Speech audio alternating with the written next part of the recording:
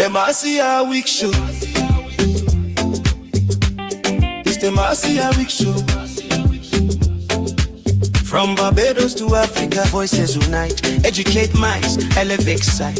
It's the Marcia Weekes Show. It's the Marcia Weekes Show. From Barbados to Africa, voices unite. Educate minds, elevate sight. It's the Marcia Weekes Show. Talk truth, build roots, stories unfold. Motivate change, mobilizes the mode, that's the MR code. Hey! We growing, we know it.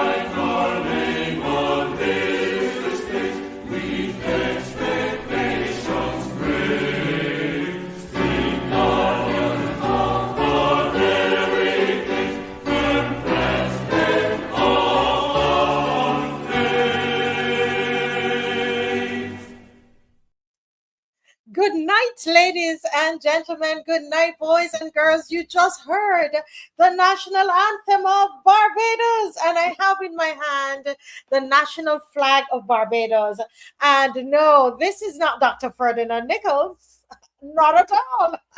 This is Marcia Weekes, and I'm coming to you live from Barbados. Well, Dr. Ferdinand Nichols is not with you tonight for a good reason. Today is his anniversary. Julia and Ferdinand Nichols, they were married on July the 17th. I don't know the year. And so we want to say happy anniversary. Happy anniversary to Dr. Ferdinand Nichols and his lovely wife, Julia. And you remember we were praying for Julia when they were in Colombia, I believe it is, doing the operation and, you know, doctor visits, etc. And we say a big happy anniversary to them. So I am with you tonight. Sorry about that. You know, you came looking for Dr. Ferdinand, not here. So we want to say a happy anniversary to Dr. Ferdinand Nichols. Thank you all very much, and we wish him all the very best. Now, guys, you can see on the screen breaking news that there's a fatal shooting in Independence Square. And from what is coming to us, what we're understanding is that it appears that a police officer has been shot, I don't know if anybody can confirm that, but that is what we are receiving. We have a little snippet here. Dave, can you play what we have here? If you are in anywhere in town, don't go near the Independence Square area. Go ahead, Dave. Go ahead and play. This is really good.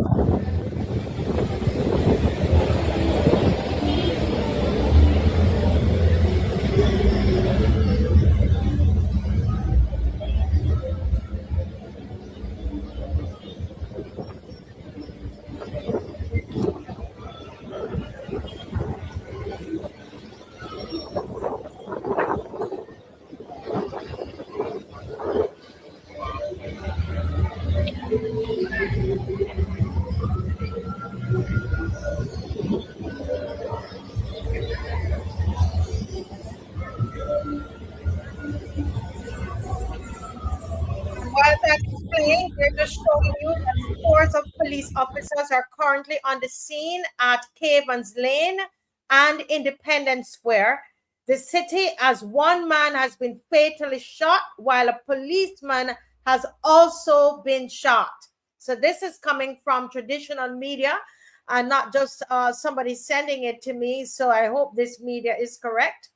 Yeah, that it is that one person has been fatally shot while a policeman has also been shot. Dave, I will send to you this picture now. It's coming to us right now. It is live TV, and I'm going to send this to you right now. Thank you so much. You could put up the actual picture so people get a sense of where exactly this is. And I've been told that it has not too long happened. So thank you for those who have been sending this to me. I heard that the police is at QEH, and we just wish him all the best, and to he and his family, and that he would survive. I'm telling you, this is not the same place. This is not the same place, and this is why we keep doing these shows, because they want to let us believe that all is well. All is well, and this is a failing government.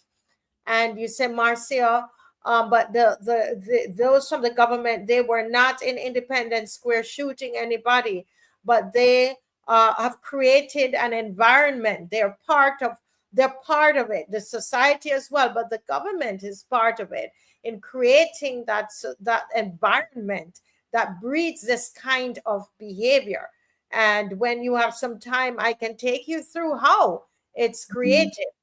And I tell you, I mean, you know, one of the ways I'll tell you is very, very controversial, but I tell you, the indiscipline that this government has encouraged in the schools. This government has encouraged indiscipline in the schools. We are not teaching our children the level of discipline that needs to happen. And it's, you know, that's one of the things. One, the other area, it's the ambiguity concerning this law with marijuana. You know, I didn't plan to come and talk about all of this, but we have to be real and address things as they are. So I pardon me just to say a few words about this here a little bit, because this affects all of us. Affects all of us. And one, I'm telling you, the indiscipline in the school, where children are allowed to dress anyway and do whatever, that is part of the indiscipline in the country. Some of you out there will not agree with me. That is one. I'm not saying it's the number one issue, but that's one, because I didn't come prepared to talk about it. I'm just speaking. The second one, I believe, it has to do with the smoking of marijuana, where everywhere you turn, people are just digging out their hand middle like this, and you know, and their eyes are red, and that's part of it. Again, not a popular belief, but it's my opinion. You might not like it, but it's my opinion. And that law where they said, oh, it's people believe, oh, it's legal, but is it really legal? What are we really telling our young people? There's a mixed message that this government has sent to the people of Barbados and to our youth concerning the smoking of marijuana. When our young people can tell us of politicians, those leaders in government, people in high office in this country, when they can tell us, ma'am, you're telling me to cut down on the smoking and not to smoke, but they could name off the people who are smoking. They tell me, ma'am, I will have people come, politicians come on the block, and I have my spliff, and the politicians take my spliff out of my mouth and put it in their mouth and smoke it. And you are trying to tell me that I need to cut down on smoking marijuana, but so and so is doing it. People, some of these people are in the highest office in this land.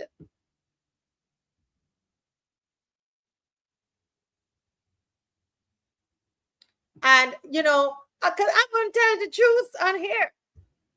I'm going to tell the truth. And what happens is that the parents are in their home and they're trying to keep their children away from marijuana and not smoking it and so on. But here comes the government and, you know, everybody get laps on it. So what will you leave the parents to do? Don't you all see that smoking of this weed is taking over the country and destroying the country? You don't believe that, Shirley? Shirley, I have heard that in so many areas. So many of them told me, Rastas tell me, they say, oh, but such and such, they come down to the drug den with us. I would not come in here and make up. I could tell you the names, but I can't do it. The Computer Misuse Act will come for me. I can't say the names of these people. But they take the spliff like this, the spliff in their mouth, and they take it out that person's mouth and they smoke it. And guess what? Guess what? Your wonderful politicians who are, some of them who are now in government, you know what they do? For votes. They pick up a whole stack. The guys they talk, you know, a big thing, a bunch of marijuana is given for votes. And these are the same hypocrites that are setting they're lawmakers, but they are criminals. I keep telling you, a lot of these lawmakers are criminals themselves. And I'm talking generally over the years. I'm not talking necessarily about these. They are there to make law, but a lot of them are breaking the law. How do you, if you're a politician and you are giving marijuana as a payment to vote, what does that make you? You're breaking the law 2 times though. Yes, Steve, you're right. They're a gang there in government and talking about, that's what I say. Miss Commissioner of Police, Mrs. or Miss Commissioner of Police, I want to speak to you. I wish I had the opportunity to speak to you, madam.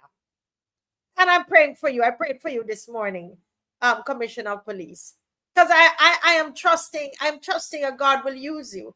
I tell you, if you start at the top, you're going to deal with this crime business.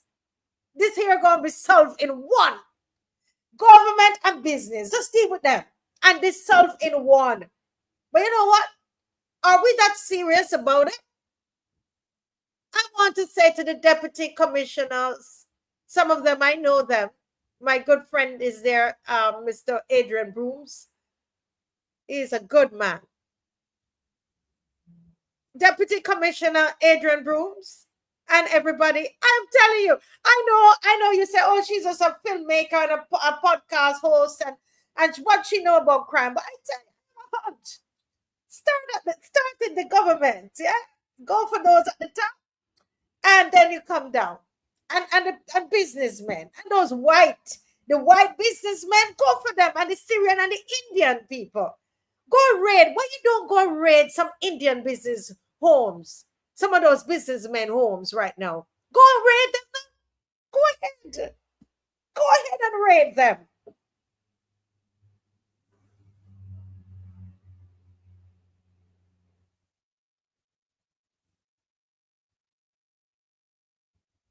So I am saying to you folks that we're appalled. And if I were you, I love Krapova, but I'm gonna watch. I went to one to watch Ronnie at the opening. That's the announcer, that's our friend, family friend. And I went to watch him. And of course, I got the opportunity of seeing and meeting everybody else there from that tent. And it was a beautiful tent, Julie's tent. And it's the Carter Shining Star. I'm sure Dave will correct me, write me, and correct me if I'm wrong. And getting back to our car was frightening. I have to tell you. I wouldn't go into all of that. And where we were parked, there was no other parking, and nothing happened. I mean, I was with two strong prayer warriors, and I was about to put up the camera. All I was thinking about my camera, and I heard a voice inside of me said, "Marcia, leave your camera where it is. Nobody's going to touch you all." And surely we got out of there. But what I'm saying is this: about a week later, or 2 weeks, a week and a half later, somebody said they were leaving a tent. They went to watch the Calypso and leaving the tent, trying to get in their car, and they were robbed at gunpoint. You understand? And I said to myself, I said, "Self, you go stay in your little house, all right?" And I say to people, when we get serious as a country, when we get serious as a country, and to the neighbors, those of you, you know the guys are doing the bad things. You know the gunmen. You know them. You all know them too. It's not those criminals in government. It's not just them.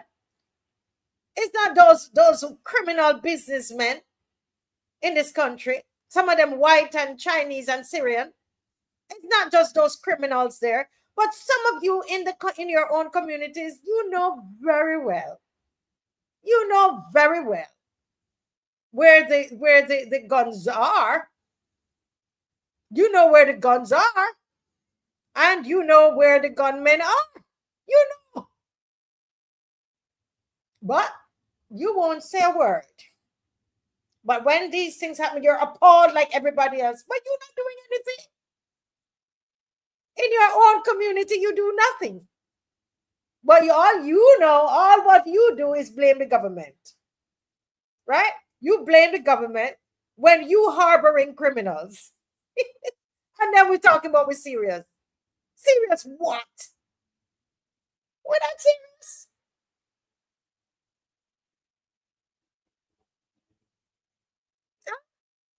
And what about the churches? What about you churches? Some of you live in you have a church in the community, and you can't tell the last time you walk in the community. You drive into the churchyard, and you drive and you get out and go in the car. You don't mix with the people in that community. I went to a church, and this church, I wouldn't say the area where the church is, because somebody might know which church, and I don't want to, call out anybody.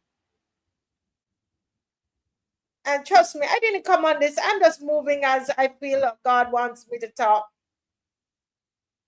I didn't come on here. I have a full program plan. Dave knows that. But when something like this happens, you've got to stop and pause and say a few words. Huh?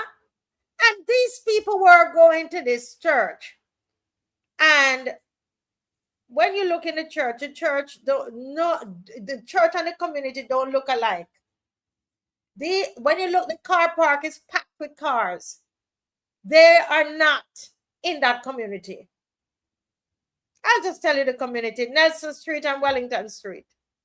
Those people in that church don't belong to that community. The car park is packed and that's like a middle class. Like, so what? How do you, what's going on here?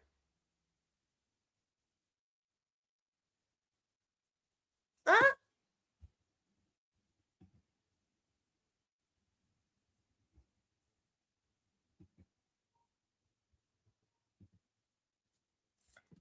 Yeah, you know, so folks, we've got to be we have to be honest with ourselves.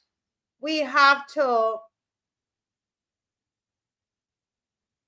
be honest with ourselves that we are serious about crime, and we got to go for the criminals in government. We have to go for the criminal businessmen in this country. The community has to get involved. Yeah, the community has to get involved and support the police.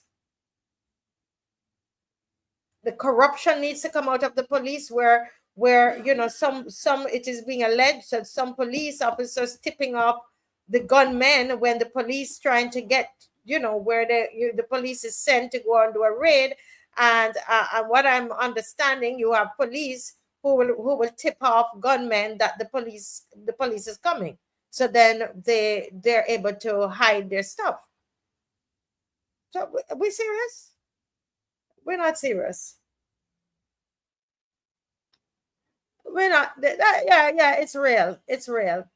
Yeah, and I'm sure we'll get back to this in the end. Guys, the line will be open.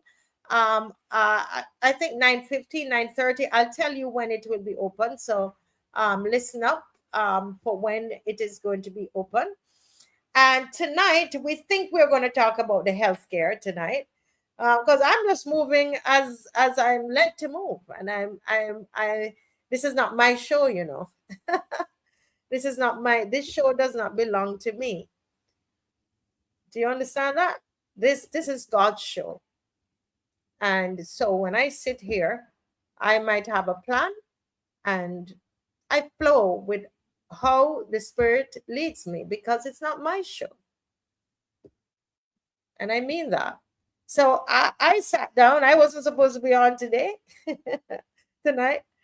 but we're supposed to be doing a part 2 on healthcare. We're going to talk about the Trident ID that they try to trick us, do a bait and switch. The transport board again, that they're trying to fool us.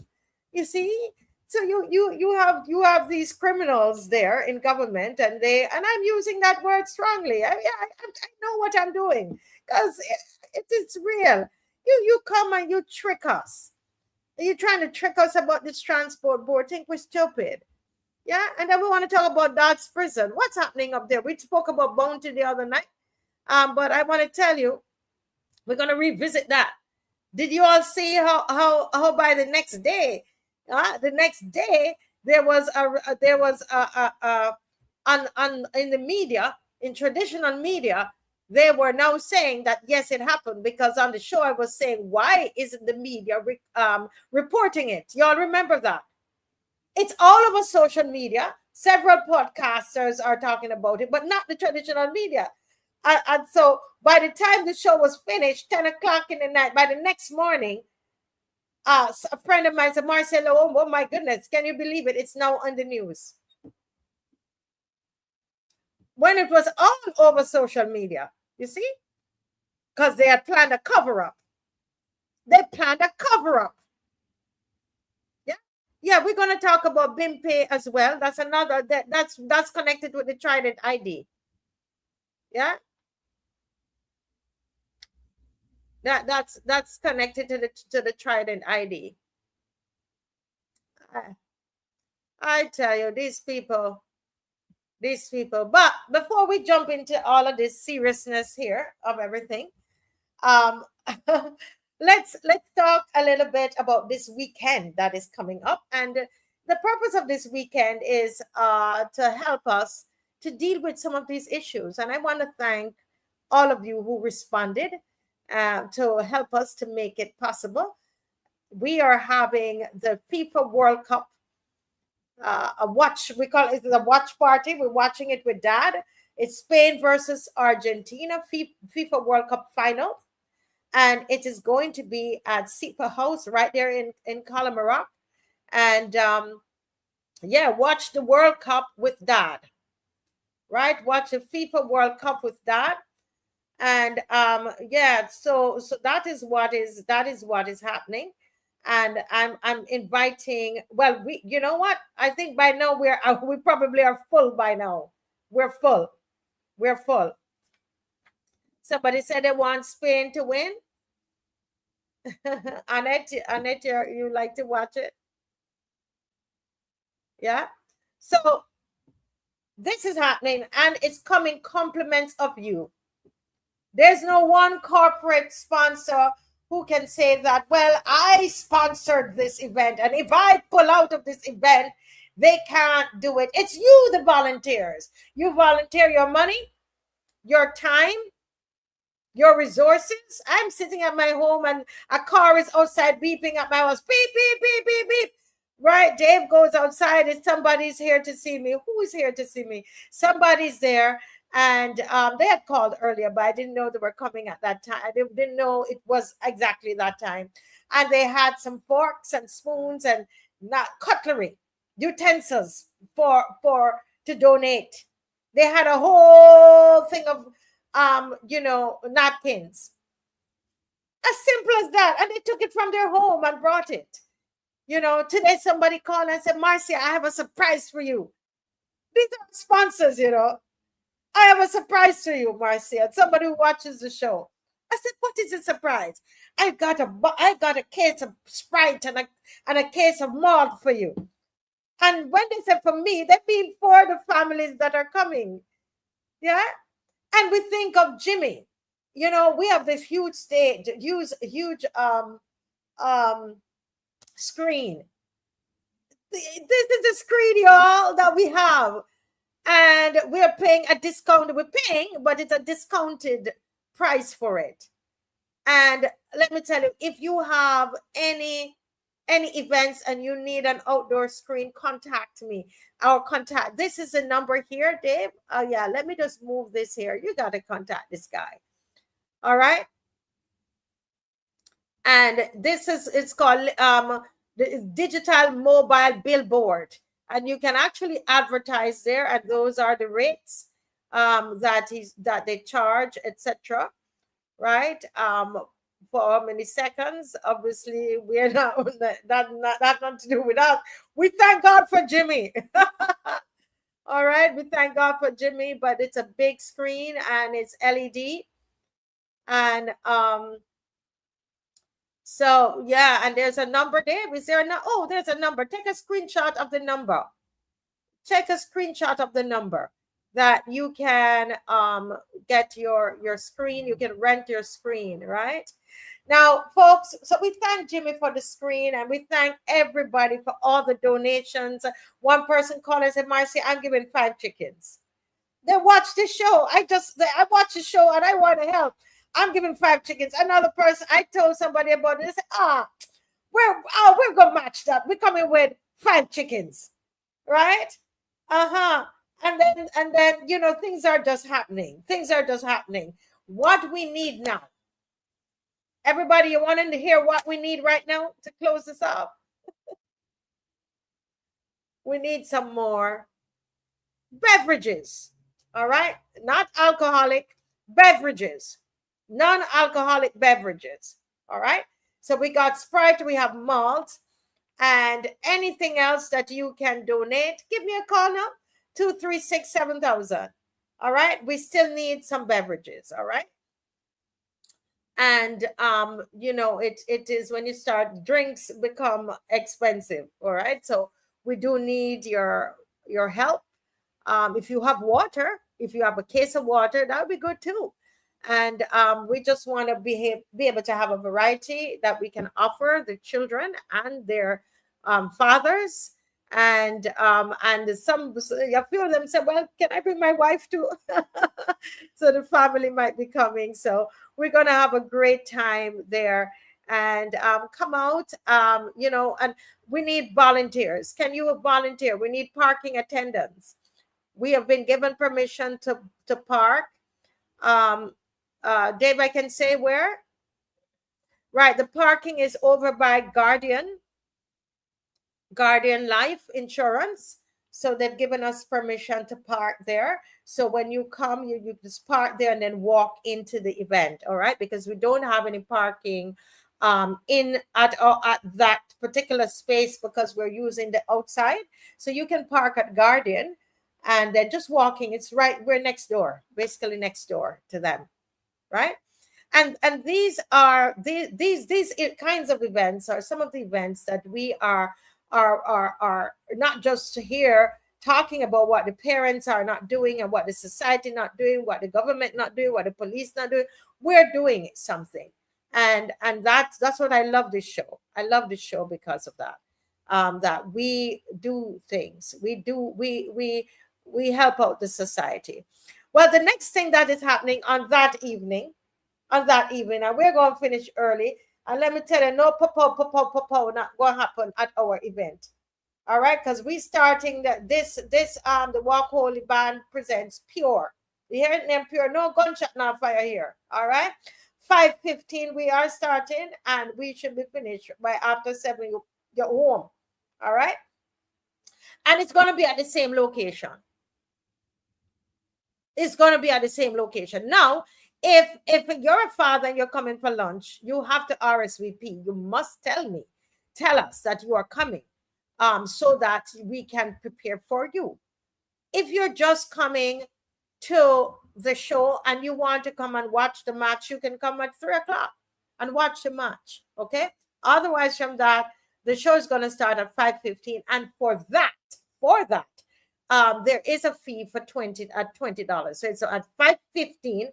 Next thing you say, I say it's free, and then we're charging $20. It's free to come and have the lunch and watch the World Cup.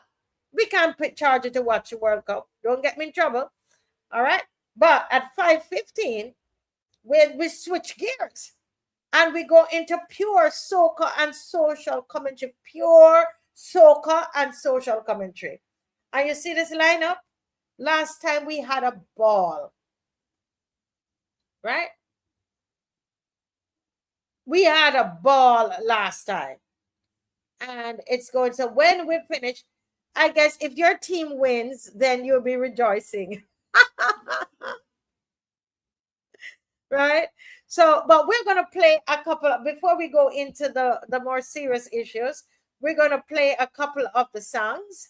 We're going to spend another 10 minutes and play a couple of the calypso, social commentary for this season that we are going to, and some of these are the artists that are going to be featured, right? So first up is Mr. Blood. So Mr. Blood is going to be there right after the World Cup. Go ahead, Dave, play Mr. Blood. No, not Mr. Blood.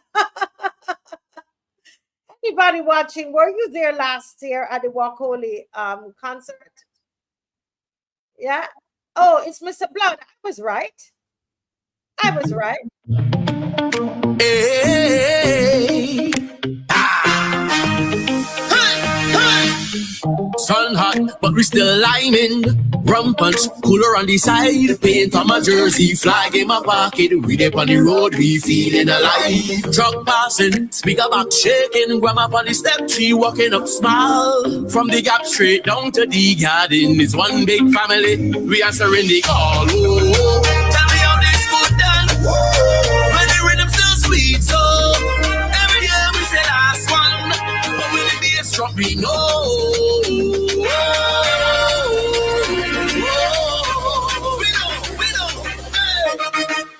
Crop over forever.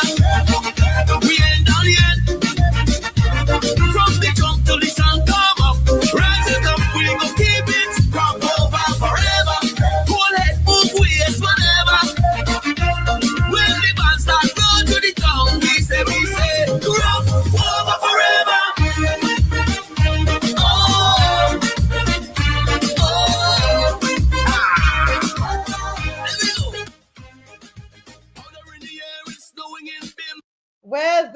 is Mr. Blood, and so he will be there, and I'm not sure all of what he will be singing, but he will be there. And from the Carters,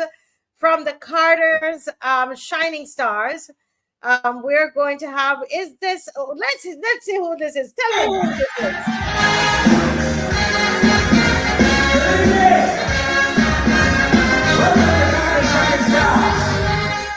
Happy November!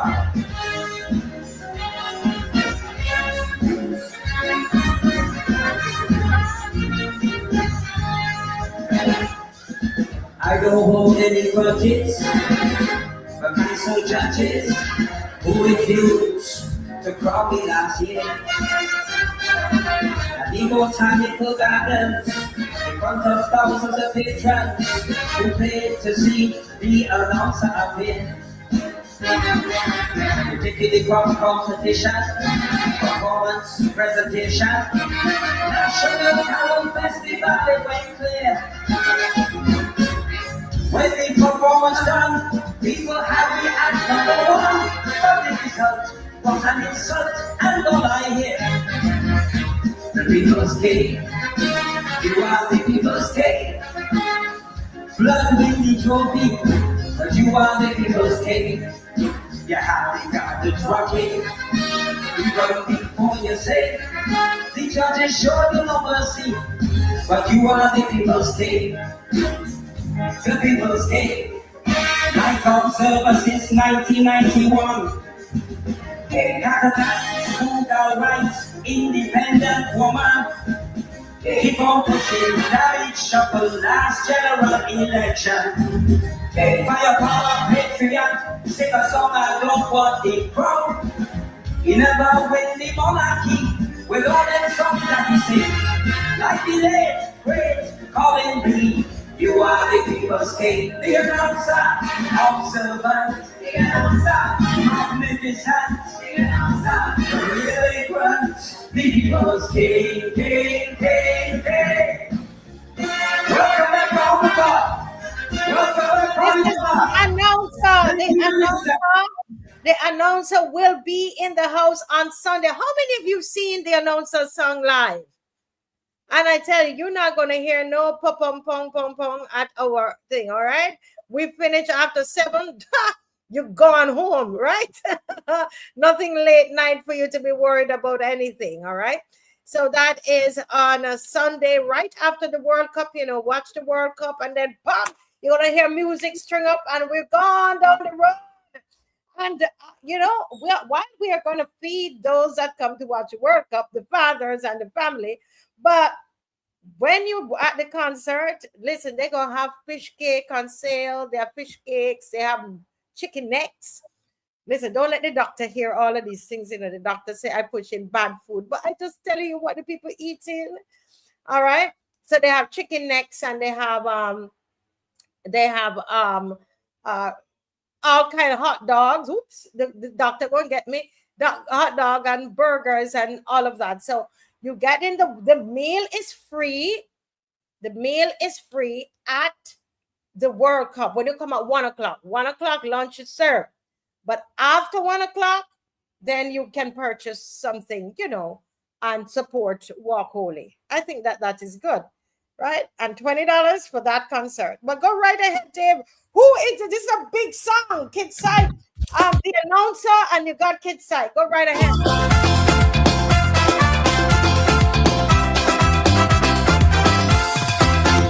Well, the preacher tell me, teacher tell me, everybody used to tell me that anytime you want a song, impressive.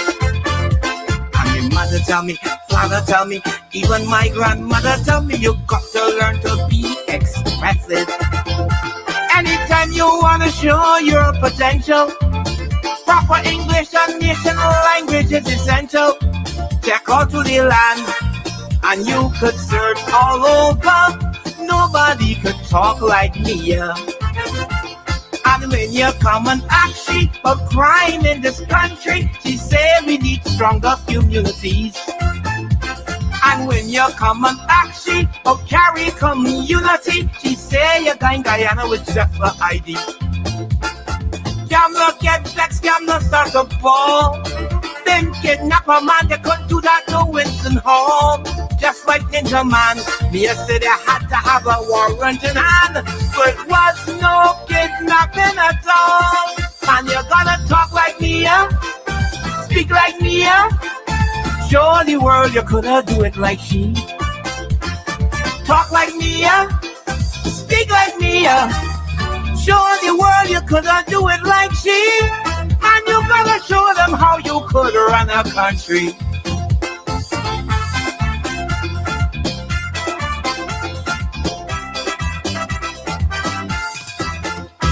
I heard Tom Adams, Reed St. John, Ralph Tate, and David Thompson talking politics back in the day.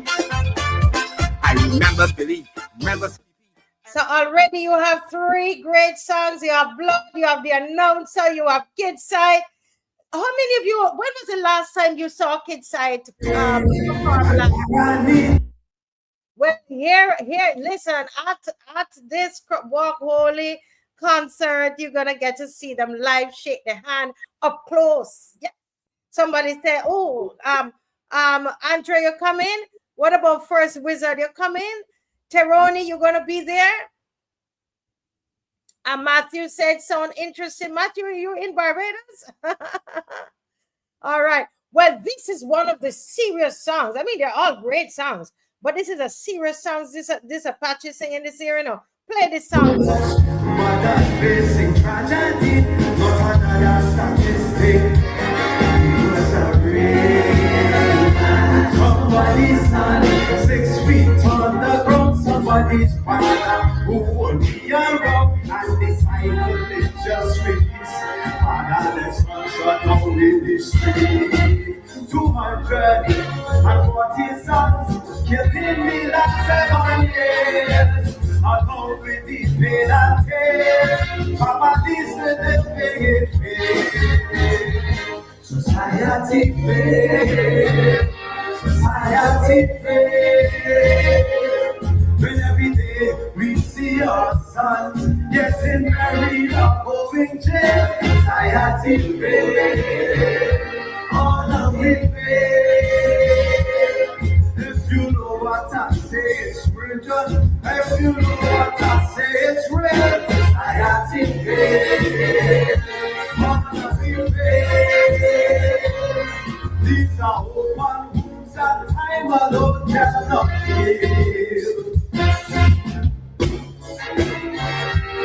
And he's right. Society has changed.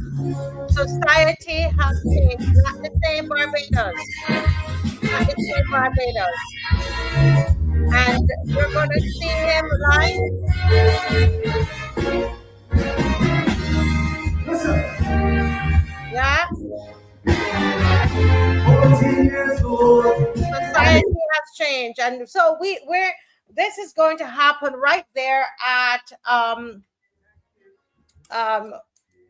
Praise Academy, which is right next door to Guardian, because that's where we're going to do the parking there in Collimarock. All right. And it's going to be a great time, wholesome calypso. And this is another one, Richard Antonio. His family is just so talented. These guys are so talented, and they are going to be there. Last year, he and his wife, they brought the house down at the event. So let's hear Richard Antonio.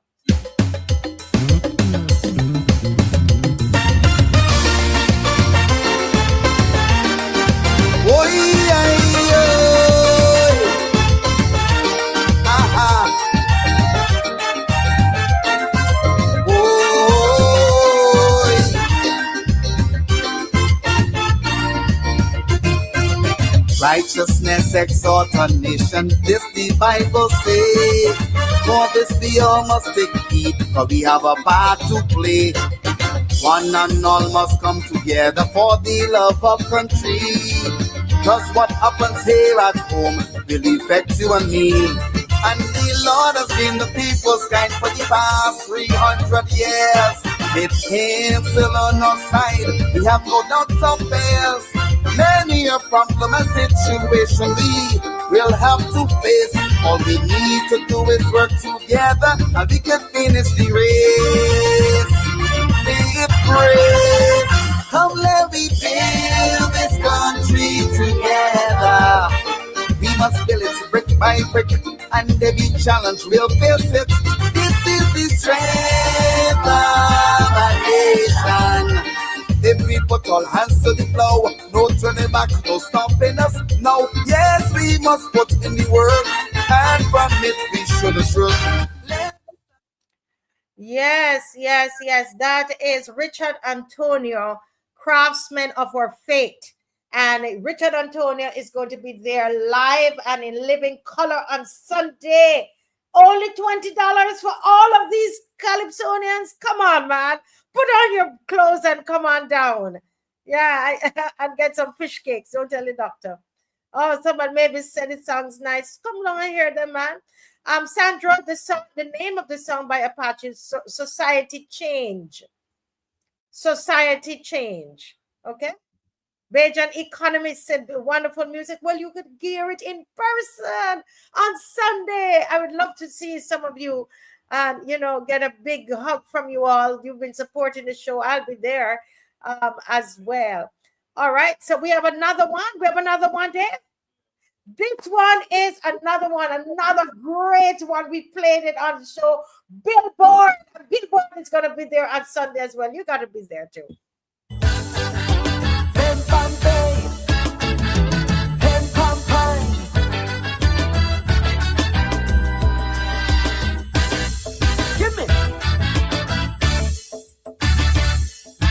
If the government falls, that is what when I say.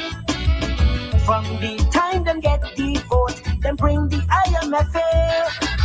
If the government falls, 29 and me a monthly.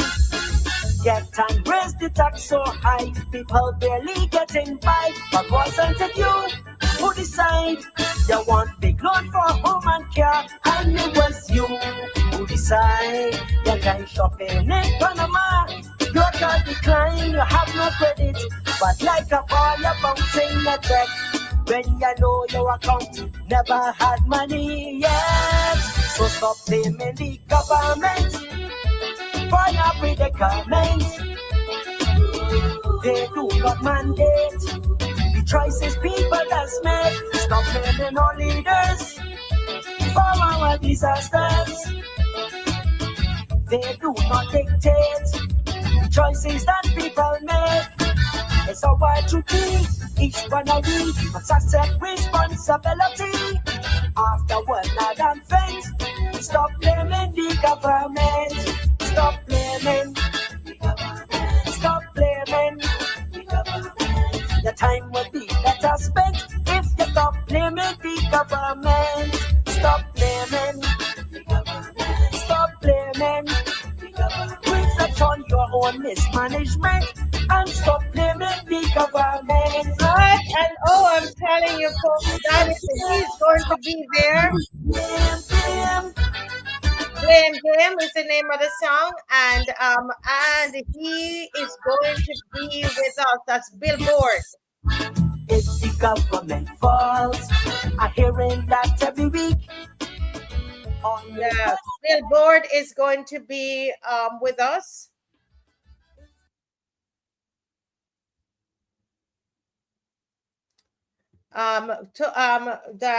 Billboard is going to be there, and of course Colin Spencer is going to be with us, and you got to come out and hear Colin Spencer.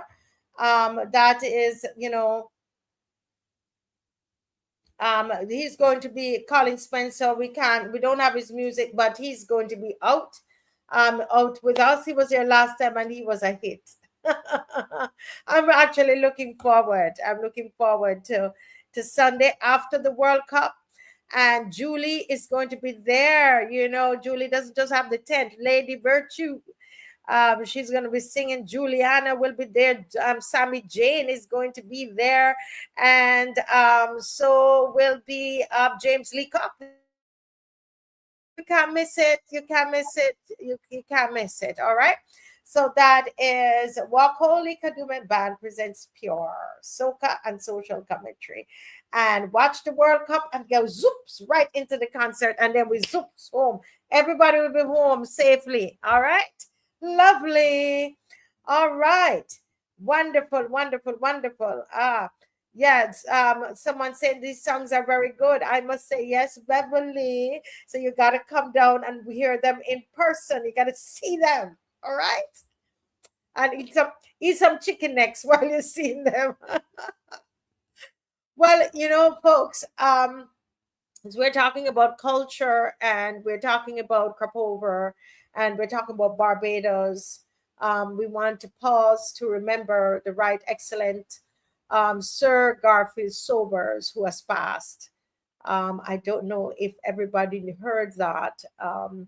And so our sincere condolences and our prayers are going out to the family of the Right Excellent Sir Garfield Sobers. He is one of our living heroes. And yes, he passed, somebody said, at 9:20 this morning. And we want to acknowledge that. And, you know, even in the midst of that, you know, we talk about the government of Barbados. And yeah, we say rest in peace. This is Sir Garfield. I had the opportunity of meeting him, and also of, all right, he was 89. I met him when we were doing the Errol Barrow film, and it was a pleasure interviewing him. At one point, we were supposed to be doing a film on his life, and I've done, intense research, immense research, I should say, on this man. I have a whole lot of information on his life, and so I am very acquainted with him from that standpoint, you know, and he's given so much and a well-deserved hero of this country. And I know this will be felt throughout the world because he's a world figure, known in India and in all over Europe. When I researched it, I didn't realize how big he was in Europe, you know, and in places, India, Pakistan, Bangladesh, all of those countries. And he has represented himself and Barbados in a stellar manner. And so we remember his work in sports and humanitarian work, how he was such a great ambassador for Barbados. And one of our panelists, Dr. Allen, reached out to me and he said, Marcia, we need a show on Garfield Sobers. We got to do something on him. So we're going to, even if it's not an entire show, but we're going to spend some time honoring him on the Marcia Weekes Show. So, yes, he was a champion. He was a champion. Yes, he was. Yes.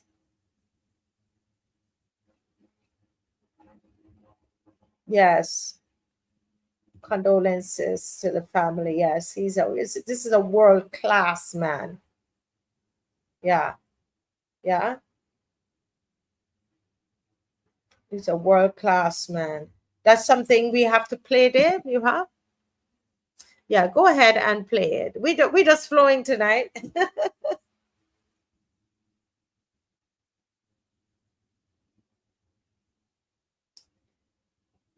Oh, we're not hearing just yet.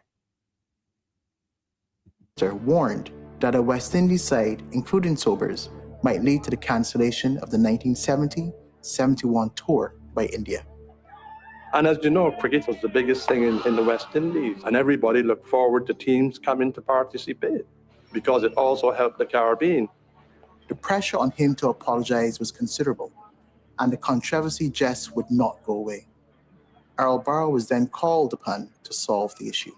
He was that kind of person. He said, we want cricket to go on because cricket is the solely thing of our countries, and it's very important to us and how we develop. So we need to have this Gandhi sending her team out to participate in this tournament. So he sat down with me and he said, look, let's write a little note in the paper, just saying, that you're sorry that you've hurt your people and that you apologize for going to Rhodesia, not knowing that this would happen. And I said, okay, we did that, and everything was all right.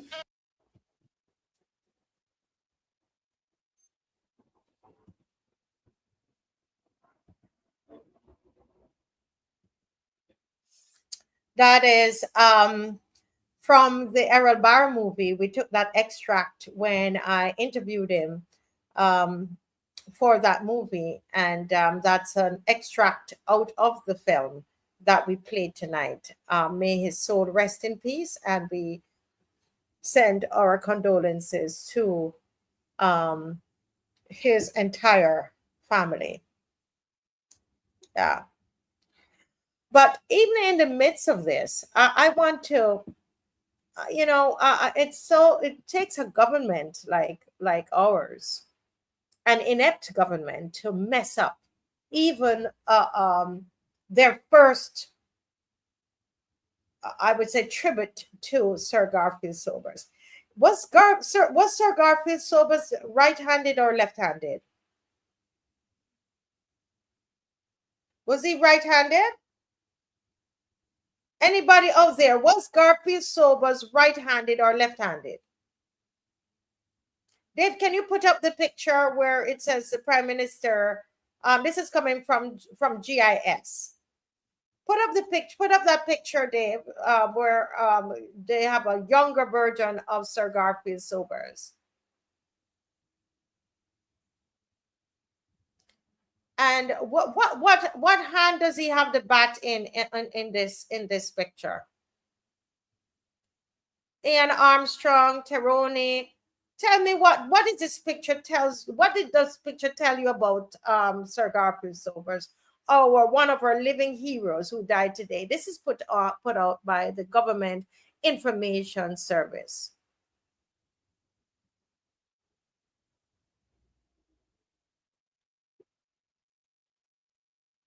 If he's left-handed, why is the bat? Is that his right hand? Why is the bat in the right hand?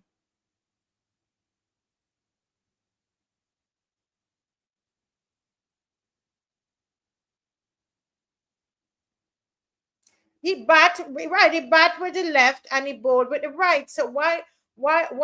Now the truth of the matter, because I saw another picture, I recognized that it seemed to be AI. It seemed to be an AI picture. And I just wish that in instances like this that our government could, those that are working, that are do your research, and why would you use AI? He has so many pictures. Why would you need to use an AI picture of Garfield Sobers to announce his death? Government of Barbados?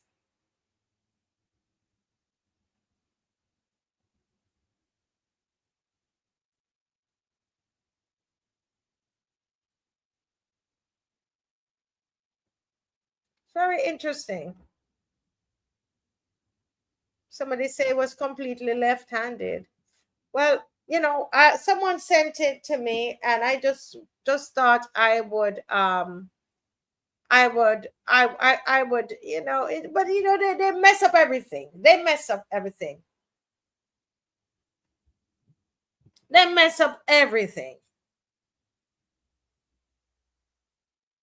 Right? They mess up everything.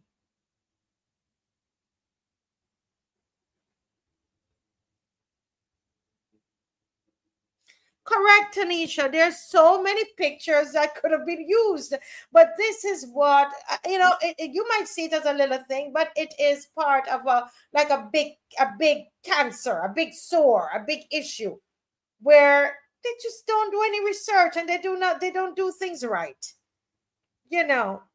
And I need to do not, this is the second AI picture. I said, don't put out any more AI pictures of Garfield Sobers, please. And thank you. There are too many. We had so many to put in our movie. There's so much out there.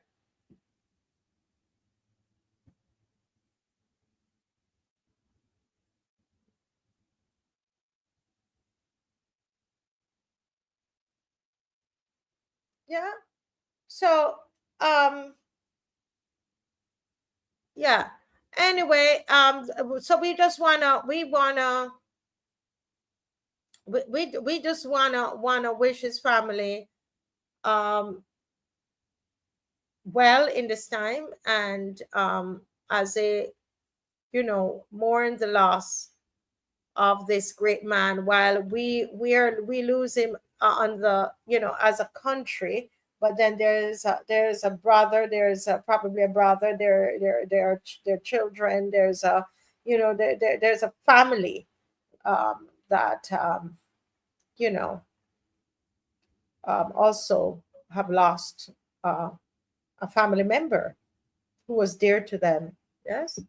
So, but we were going to come back to this, Sir Gary. We will. But before before we do, we're going to go into back to the hospital. And the question we ask is, we're asking, is Beckles Road the problem, or is it the symptom?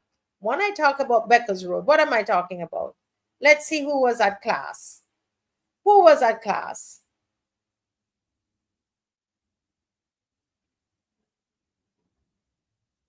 When we're talking about Beckles Road, what are we talking about here?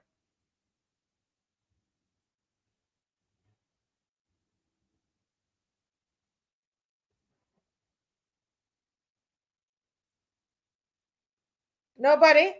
Well, we had a huge session we did on the hospital and the district hospitals in Barbados.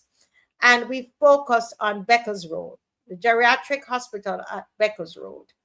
And that episode was just so powerful that people responded. One man sent to me a picture of what he took to Beckles Road, to the geriatric the next day. He actually went out. I know that this gentleman, oftentimes, he doesn't have, he has a disability, and so he has to depend on the state. But he took the small amount of money that he has. Sometimes he tells me he washes garbage cans, and that's how he tries to do something for himself. And he went to the geriatric. He called in the other night. I don't know if he's watching, but he called in the other night, and I want to acknowledge what he did. Dave, can you find those the picture of what he took to the geriatric? Because we were speaking about the elderly, and we were speaking about the elderly the other night, and this gentleman, he took some, Dave, the pictures it's actually in your WhatsApp. He took some tuna. He bought some tuna. He bought sardines. He bought some toilet tissue. He bought some Lipton tea. And this is a man, I know he does not have a lot. I know that because he has a disability, and sometimes he's been on the show and he told us, sometimes the money doesn't come on time, but he took from what little he had, and he took that to, like, this is what he brought to the geriatric hospital the next day. And yeah, and I want to commend him. And if he's listening, he is tonight.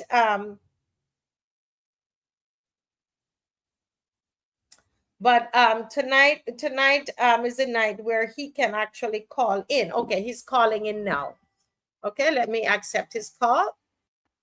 Is the night where he can actually call in. Okay, good night. Good night, my friend. Good night. I'm so proud of you. Hold on a minute. Yes. Hold on a minute. Good night, my friend. Good night. Hold on. I'm so proud of you. Hold on a minute. Yes. Hold on a minute. Yes, yes, I even went to give a donation for $50, but they told me they don't want no donation. Yes, yes. I thought what you did was very special. Am I saying Randolph or Randall? Randolph, Brewster. Right, I know the Brewster part. Randolph. I watched it over again the next day, and it brings tears to my eyes. Because I think that can be one my family that was down there, my mother, my aunt, my sister, because I had a mother that was in there also too. Yes. Hello? I had a mother that was in there also, because that can be one of my family that in there. I can be in there, it can happen to me too. I gotta get all some there. Yeah. I'm going there. Because my mother was in there also too, and she passed away inside the day. Yes. I think as some Marva Hunt here is saying, someone is saying a very good gesture by this gentleman. And I know we were dealing with the other lady the other night, and I told we would focus on it tonight, and I made good on my promise, because I thought that you did an amazing. That's fantastic, sir. Fantastic. But you gotta realize that they got manners out there that got all people, right? That treating all people very bad, like, with a pension check and stuff. So yeah. You understand? Yes. And you know what is good about this, Randolph? You were saying something. I cut you off. Say what you continue. Okay, Randolph. You know what is beautiful is you've been on this show before, and what I'm saying is not anything you haven't said. You've been on this show before. Tears come to my eyes, because when I watch it the next morning, I watch it over and over again, and tears come to my eyes. You watched the show, because we did it. Was it Sunday night? We on the Marcia Weekes Show. Yes, and I watched it the next day, Monday again. Yes, and it brought tears to my eyes. And you were moved. Yeah. Randolph, do you work? Do you work right now? I don't work now. You don't work because you have a disability. Yes. Actually, that is how I met you. And yes. Is it okay for me to what can I say that sometimes to help yourself you go around and you told us anyway on the show that you go around and you try to wash the garbage cans of the neighbors. Yes. And oftentimes, though you took, so you don't work, where did you get, is it okay for you to say where you got the money then to buy these things?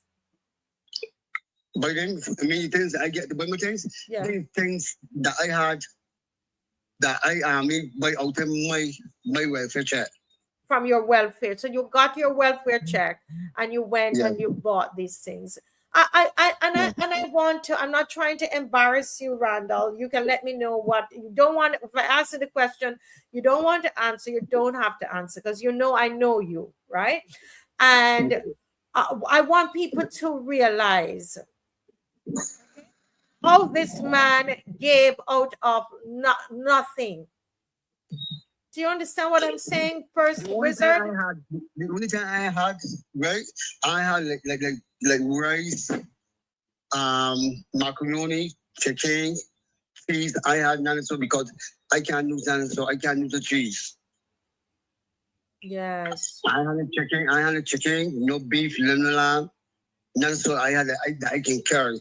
That's the reason why I tell you the lady that I would like to give a donation of $50 that they could buy meat, rice, macaroni, and other stuff that they could cook and give the patients. Yes, And yes, we don't take no donation.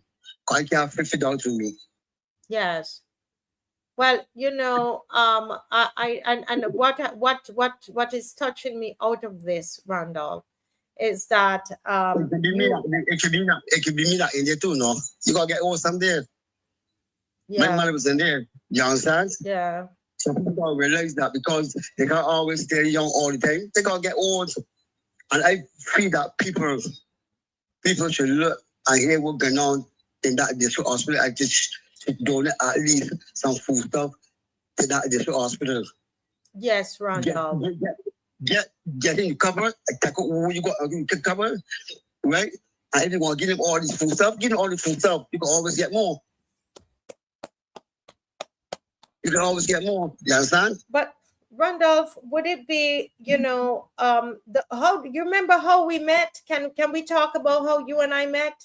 Is that okay, or that's too personal? Yeah, you can talk about it. Yeah. Because it's about two or three years I was watching this show now. Yes, and so you were watching the show, and then you wanted to get in touch with me, and a friend of mine on Facebook reached out to me and said, "This." I didn't get in touch with you.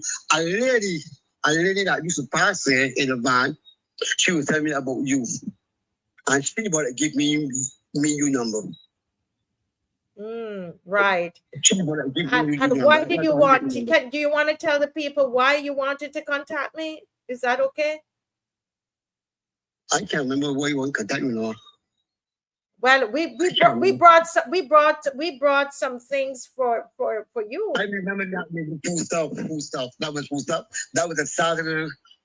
Saturday evening, and we went and we got through the show. We got, and the only reason I am saying this, because I want this to resonate to Barbadians, what this man has done. And I think you give me $200 to also to, if I can remember, yeah. I think it's $200 that you give me also that and Saturday. Then right, that Saturday, and we also bought a couple $100 of groceries that we collected from people who watched the show. And then Christmas that gone here, right? When I was washing the cans, I even know when it was coming here, come and give me some real cash. Tell me, this is for the Christmas, I can buy some, because I was getting problem with Kurt, right? And you bring it there. I mean, money for. I think it was right. I think it was, so you didn't get any because you came on the march. They refused. The MP, based on your allegations, refused to give you a basket, one of the hampers, and so. The show, you came on the show, so everything I'm saying, the show knows. You came on the show and you told us that you didn't get your hamper because you don't work. Yeah. You have a disability, and you actually have a walker, and and so the show made sure you had enough for Christmas.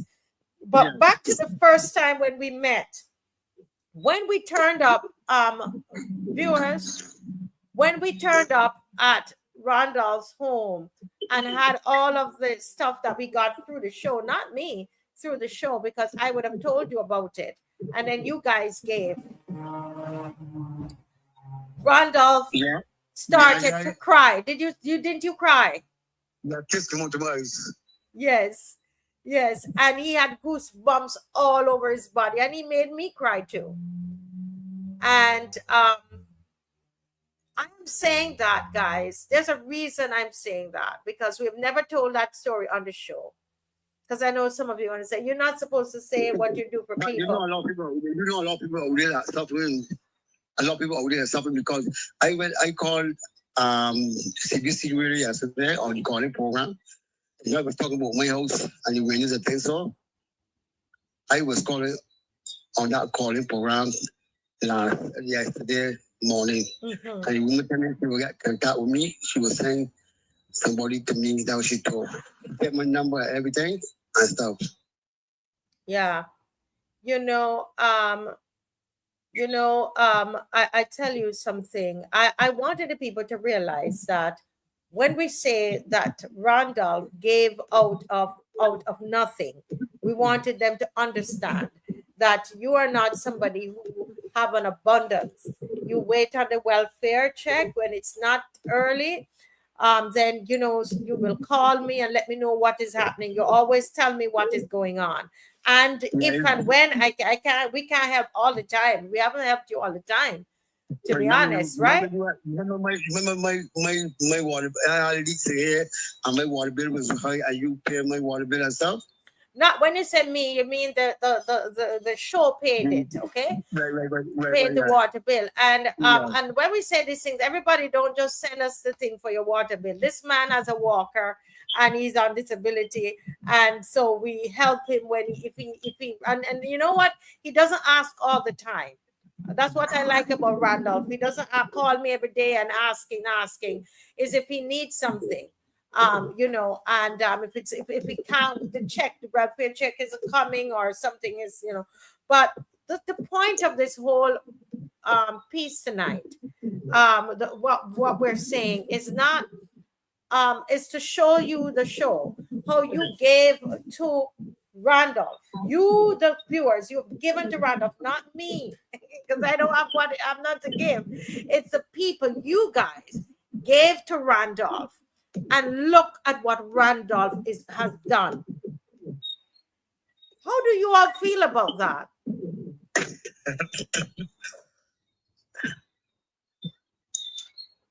Think about that, Barbados. This is somebody that you have taken care of. And look at him. He got his pension check, his welfare check, and he changed it, and he bought those things and took them to the geriatric. And he has so many needs. Right now, when you go to his home, his whole window is buttoned up with a board.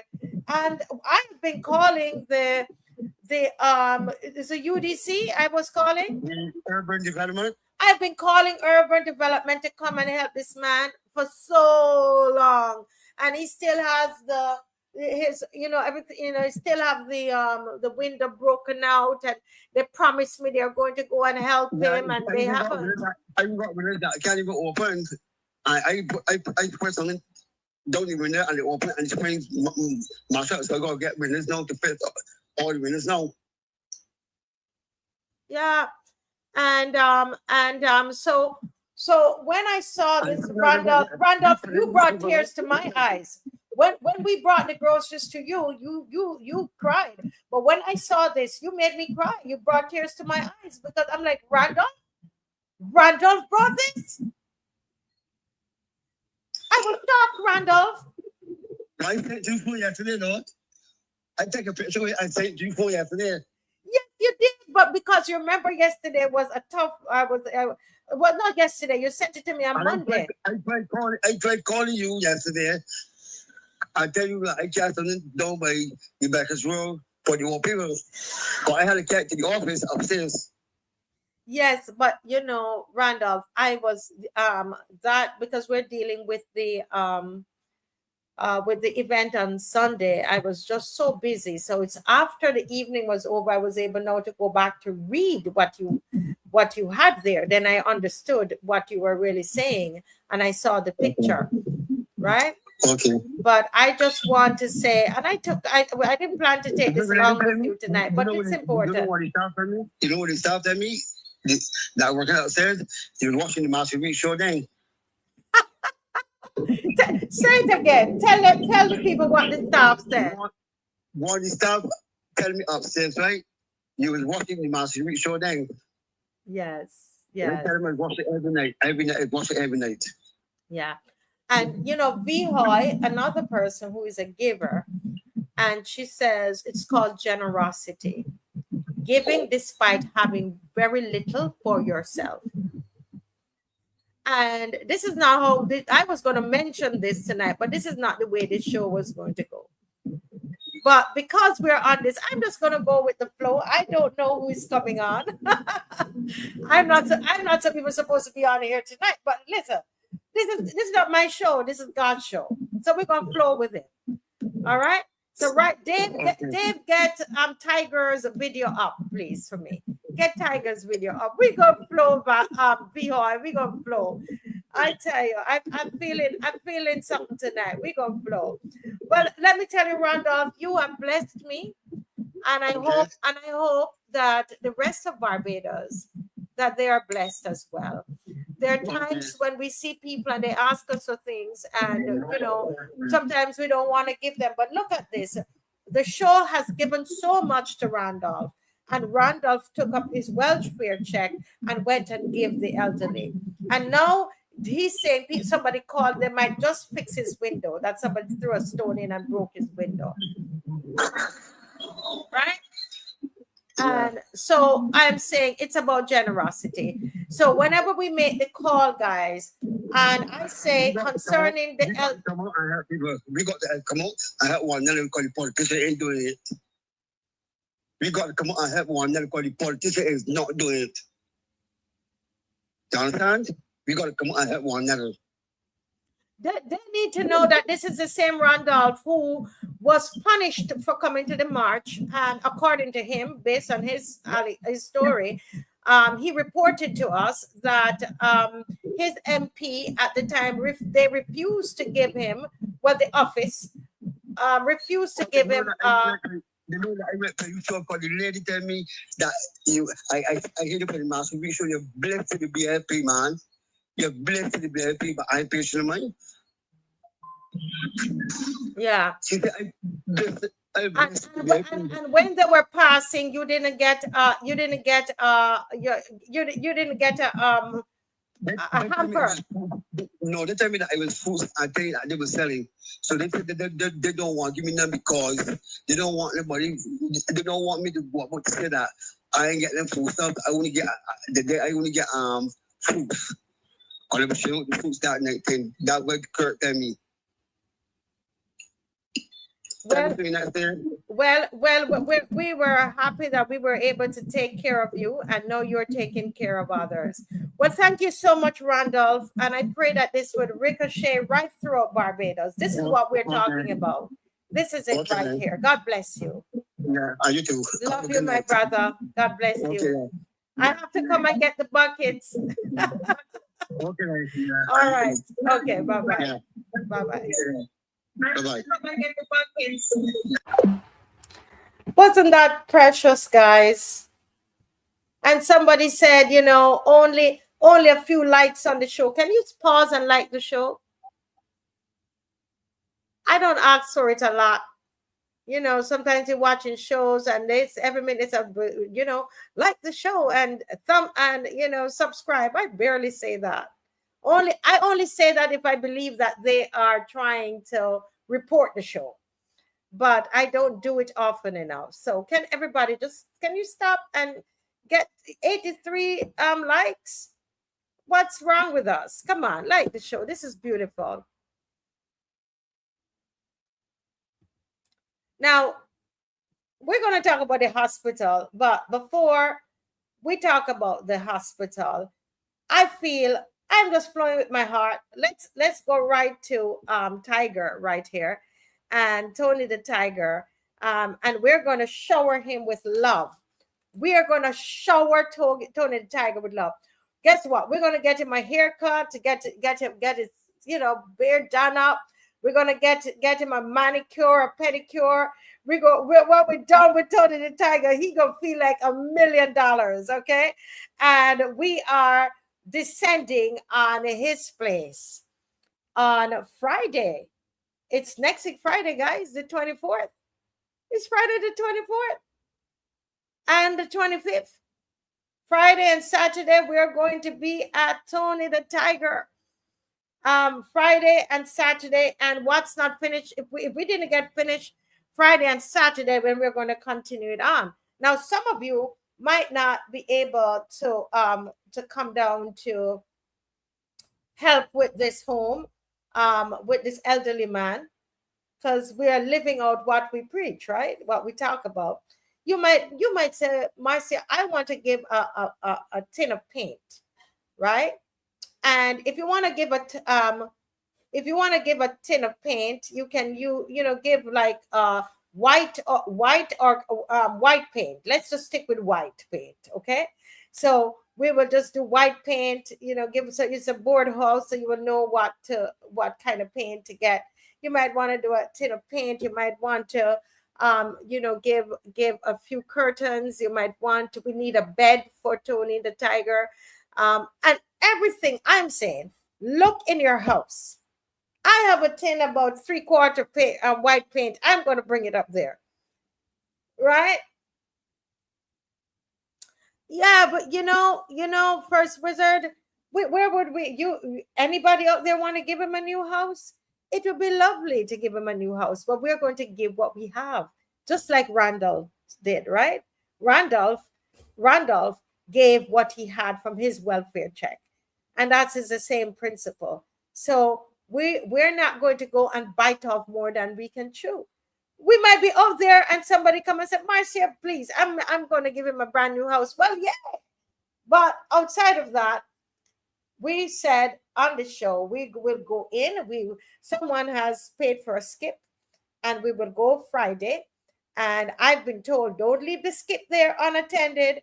You've got to start putting things in the skip because the people in the community will fill it up before you fill it up. So we got to fill up that skip on Friday. Right? So Friday, I'm going to give you more information on exactly when the skip is going to be there. And this is in the Orleans. And we are going to go there. Get your gloves ready. Get your mask. Get your, headgear. We're going in. Right? We're going in. And we're going to make it happen. I am not sure, Judy. We're going to look and see. We will tell you. Right now we're gathering information, and then we're going to put up, I normally do everything up, and you will see it organized. We're going to do it very in an orderly way. So if you have curtains, start to put them aside, and then we will tell you. All right. Exactly. If you have white paint and you already have paintbrush, you have everything to go with it. You might just have paintbrush, or you might have brushes, or you might have the roller and the pan, and you want to donate that or lend it. Okay. We already have somebody who's going to do the yard. They're going to come in and cut down the trees and the plant and the shrubs around the house. And we're going to set down some traps. Not we, Mr. Maurice, the environmentalist, he will be with us. And so come out. Let's do it. Let's do what Randolph did.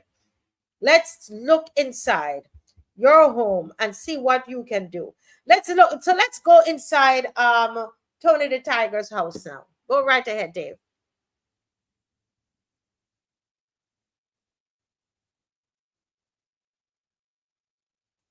A visit to see Tony the Tiger. This is where he lives. Not in a hotel, not in an office, not in Parliament. I am standing in the home of an 80-year-old Barbadian pensioner. The roof is falling in. The floor is rotting. Garbage surrounds his home. Rain comes inside. He lives alone. At 80 years old, Tony's neighbors try. They bring him food, they check on him, they care. But neighbors cannot rebuild a house by themselves. They cannot replace a government. They contacted the minister. They contacted the parliamentary representative. Nothing happened. And Tony has lived like this for years. Not because Barbados is poor, but because the system failed to see him. And Tony is not alone. In St. George, South, an elderly man lives in inhumane conditions. Across this country, there are seniors suffering quietly. No headlines, no press conferences, no urgency, just survival. That is not dignity. That is neglect. Democracy is not just about voting every 3, 4, or 5 years. Democracy is about who is seen, who is heard, who is protected. When an 80-year-old man can live like this for years, our democracy is not working properly. because real democracy gives a voice to the voiceless. This is what Jesus did. Yeah. So this is Tony. Dave, you can cut the audio and just let the video play. And right there is the bed. Okay. And I was given permission to go into the house. Dave, if you could pause it right there. I don't, we can't, we have to put this bed in the skip. How many of you agree on that?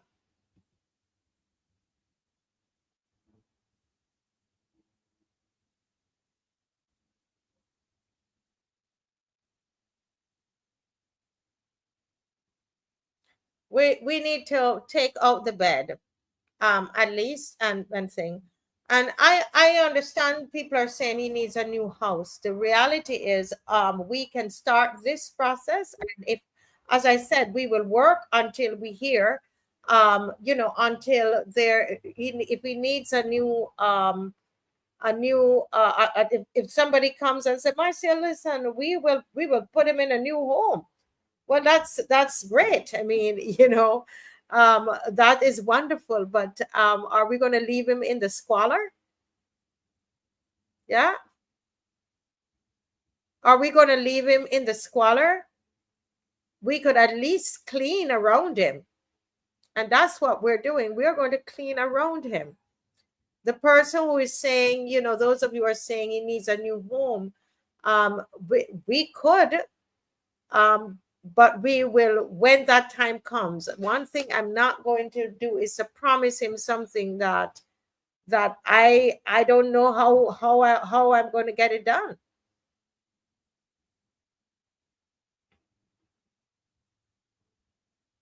So what I'm saying is this: those of you who want to help with the cause, and if you're out there and you can provide him with a brand new home, that would be wonderful.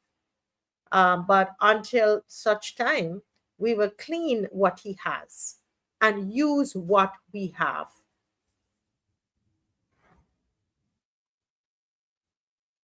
Okay. And to Matthew, yes, he's reached out to the government. This is why the neighbors told me to go there. The neighbors told me to go inside. And he welcomed us in, and he told me that he's asked the government, and they said the MP came and they all came, but they never came back to help him.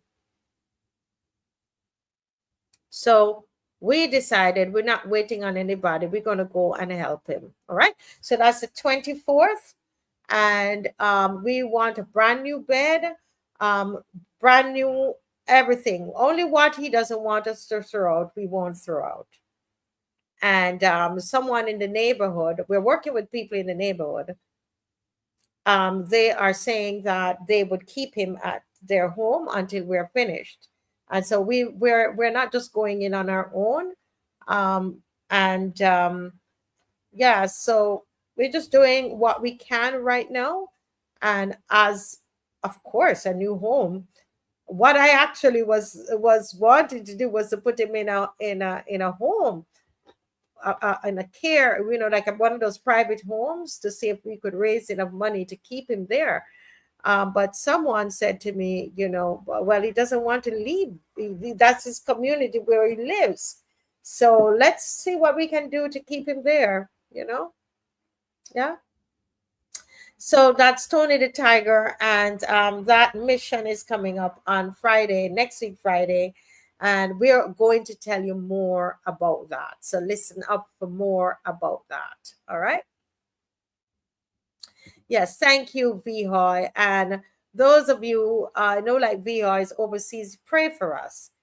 How many of you, give me a thumbs up. You say, Marcia, I want to pray for that, for Tony and that project with his home. How many of you want to pray? Just to pray. Give a thumbs up, guys, if you want to pray, if you can help us by praying. That's important too, because we don't want anybody to get hurt, and we want to be able to complete it, complete the job. All right. So give a prayer. Yeah, give a prayer. Great, great, great. All right. Well, I'm seeing one of my favorite people in, and oh boy, I can barely see his head. I think you need to lower your so we can see. Yeah, we need to see more of your face if you can. Yes. Yes, much. Hey, he's gone. Well, who I was seeing there, and I hope he can join me, Mr. Alwyn Bob. Mr. Alwyn Bob. And, we had a whole program, a different program, but we just flow in. How about that? How about that? Hey, Colorts, you are in. Is Colorts in the UK? Is this the same Colorts? I know you can't be there, but I know you will offer up a prayer. Yeah. Shirley, we're doing this because we're not going to just come on here and criticize. We're going to get up like Randolph with the little that we have, the paintbrush and a little half tin of paint, and we're going to take something from our home and take it to the elderly. And that's what we need to do in all of the community. Go find the elderly and take care of them. And don't just blame the government. All right? Yeah. Yeah. So those of you overseas, if you want to send a donation to help with anything, then you are free to do that. All right. Just once you let us know what it's for. And then if you want to purchase a particular thing, we will purchase it and we will let you see that the person has it. You can identify how you want the money spent. Okay. And then for us, proof and accountability for us, we will actually purchase it and then send you the receipt, so you see it, and you will see it on camera that we're giving whatever you said, whatever money you said, it will go to the gentleman. Okay. So those of you, don't feel helpless if you're in the diaspora. You can pray and you can send a financial donation to help him. Well, Mr. Bob is here and we want to know what's on his mind. Good night, Mr. Alwyn Bob. Good night. Good night. Can you hear me well? Yes, very well. Okay. We were having some issues with the internet, and I was listening and following, and I think that it is incumbent on all of us who are able to look after our elderly. They have contributed so much to our community and our country, and in their toilet years, they should not. I can't stand to see old people suffering or living in squalor because they've worked hard for this country. They laid the foundation for us to build on, and we should take care of them in their toilet years. So I would join any movement to make sure that our elderly live the rest of their years in comfort. And I understand the situation where he feels more comfortable being in his own familiar surroundings. Yes. And wherever we can encourage that, we should. Yes, most definitely. Someone brought that to my attention because right away, my feeling was get him out of there. And somebody who works in healthcare, they said, but Marcia, he might want to stay. And when I checked with the neighbors, they said he's not going to want to leave.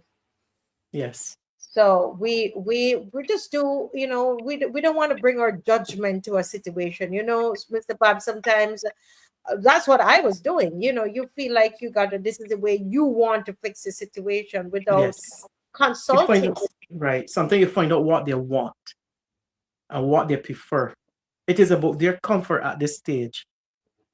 Is that about their comfort? Correct. Yeah.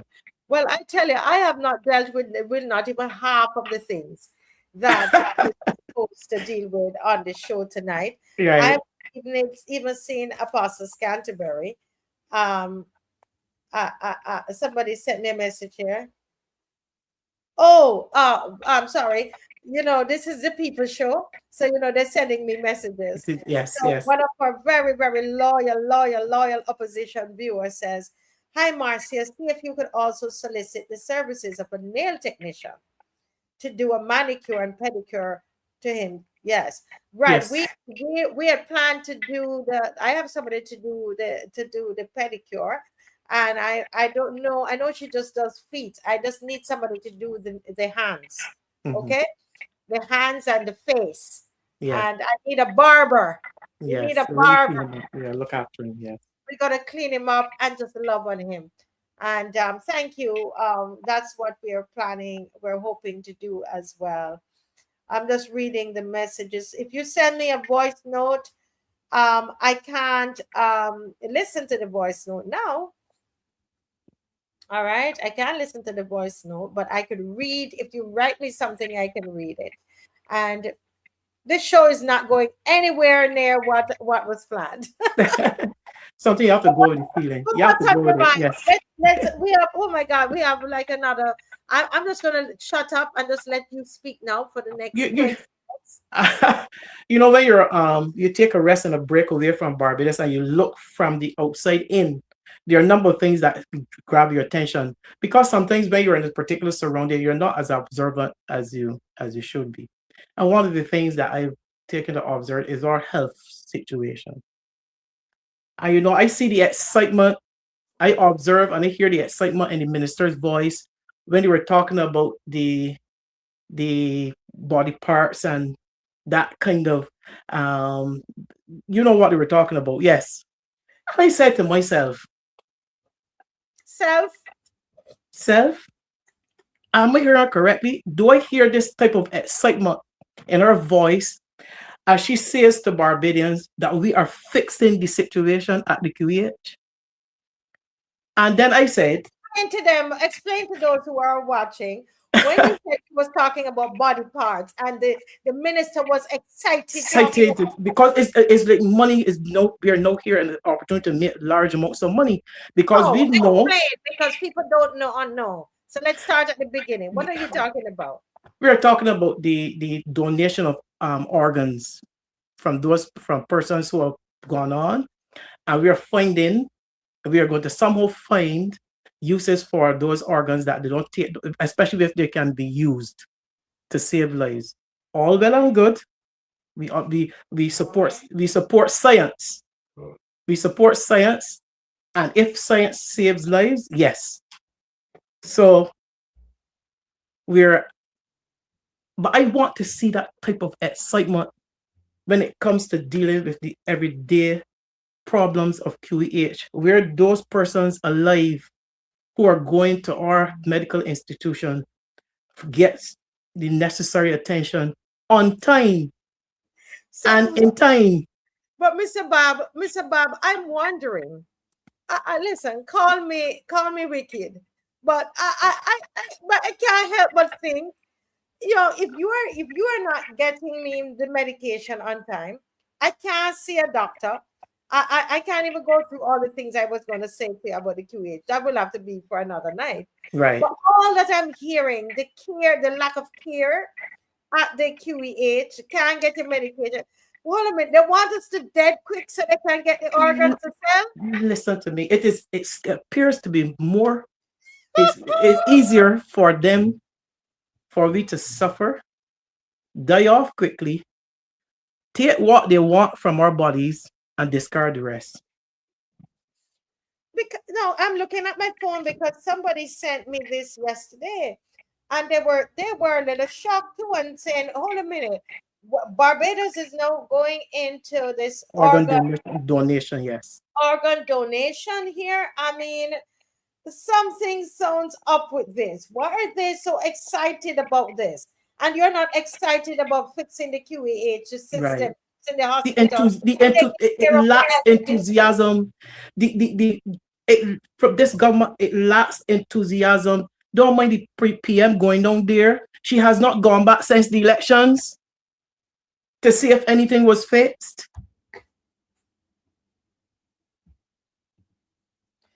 Well, she did say that she wants money. So this country is going to make money, it appears now, through this legislation, through your organs.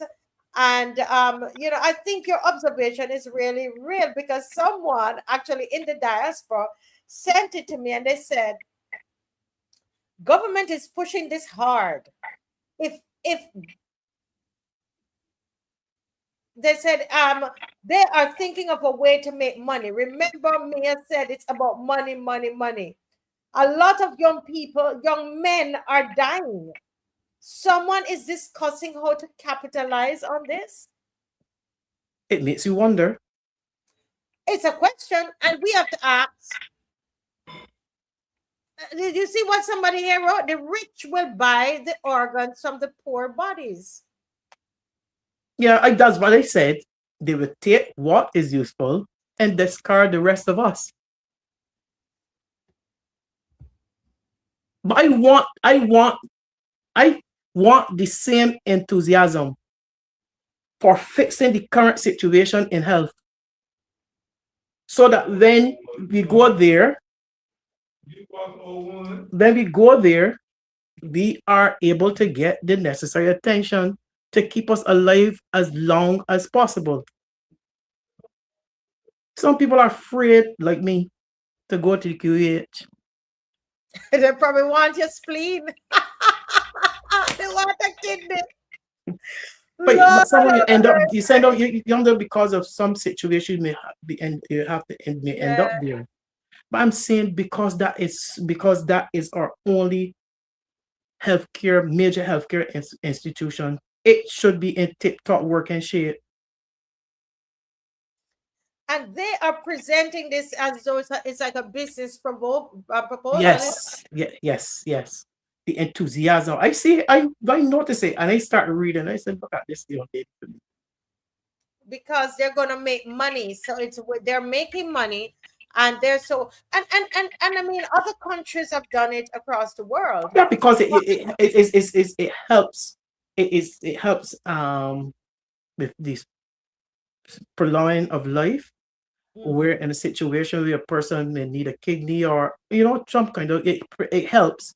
Heart transplant save lives. They have been proven on that. But I'm not against that.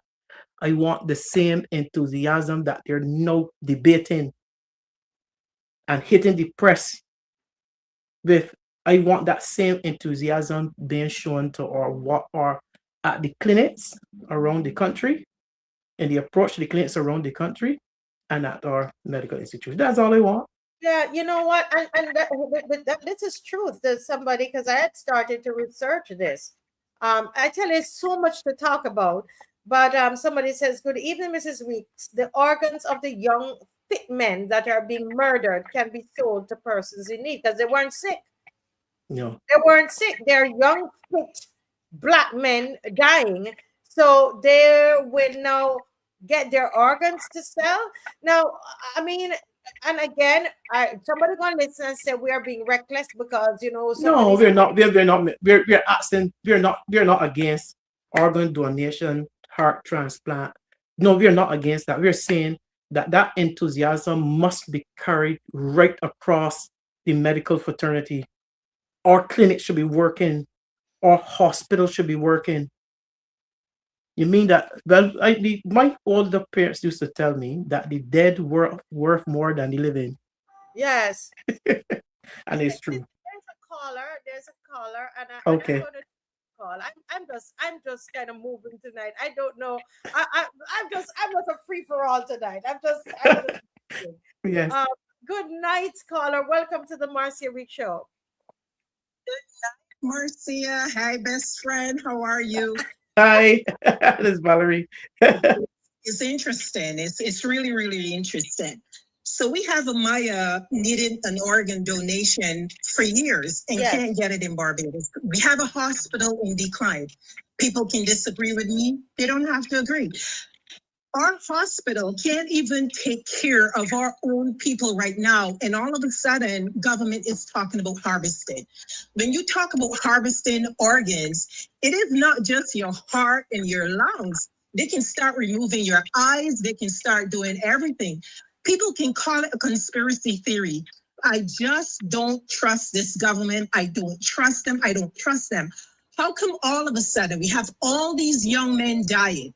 And all of a sudden, government is going to talk about harvesting organs, but they wouldn't have a conversation about it before. If you look at the proposal that they had put out, It was so badly written because they have to put systems in place. We don't have the ethics in this government that I would trust them. And as some person said in the chat earlier, they talked about the fact that the rich would get these organs. Well, guess what? The person is absolutely correct. You will sell these organs to the highest donors, and family wouldn't even know that their family members have lost their organs. They wouldn't even know. I do not trust this government. And I'm saying this to the people of Barbados. When are we going to get out and get to the streets? When are we going to get out and hold this government accountable? When are we going to get out and tell them that they've been screwing up? When are we going to get out and tell them this is the worst government we have ever seen? When are we going to get out? Because enough is enough. They're incompetent. They don't know what they're doing. And all they do is talk. And we got to get out and show them that we've had enough of this government. Wow. I tell you, I mean, very well said. I mean, people have been sending this to me and they're concerned. And I think, you know, caller, when you hear the way Mr. Bob has put it as well, when he's saying, and you're saying the same thing too, where's the enthusiasm about us being healthy? About having a healthy nation. There's no care. Marcia, there has to be some type of conversation going on. We have been losing a lot of young men. I think some person died today. Okay? Yes. There's going to be a conversation. And I really and truly believe those people aren't going to die on the street. Somebody's going to say they died, but the reality is those organs would be gone.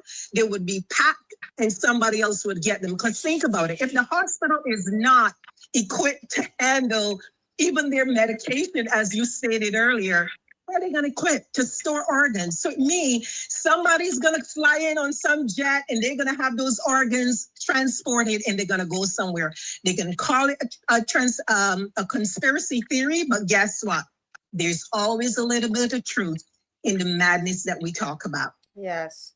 Well said, caller. Thank you. Thank you so much for calling. Thank you. You're welcome. Thank you for caring and calling. Thank you. Thank you. Yeah. You know, and that's why I love my diaspora people, because they are going to tell you like it is. Yes, because they're on the outside looking in.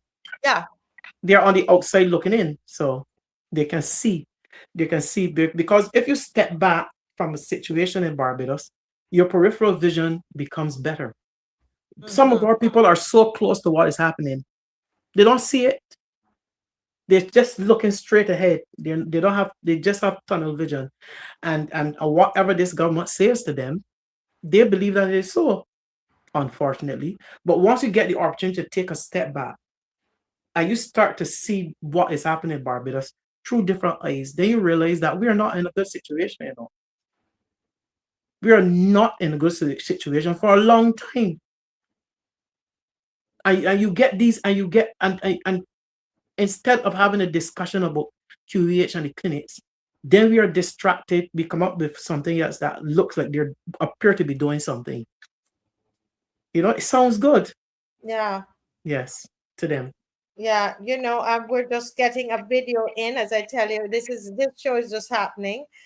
Dave, if you could check your WhatsApp, there you will see a video came in from one of the news entities about what occurred this evening, because up to this evening you had people shooting each other. And you know, and that's the thing about this thing, if you have people, corrupt people, and we know this government is a corrupt government. This is a corrupt government, and I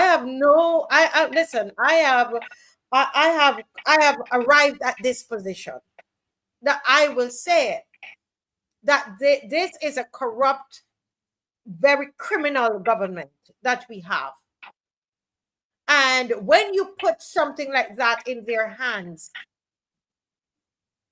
I have no confidence, none. Because I believe that if they want, they can stop the crime that is happening. They can. But I don't believe that they want to. And this might be another reason that they might be slow to do it. Because young fit black men die like today. I don't know if Dave can get this to put up.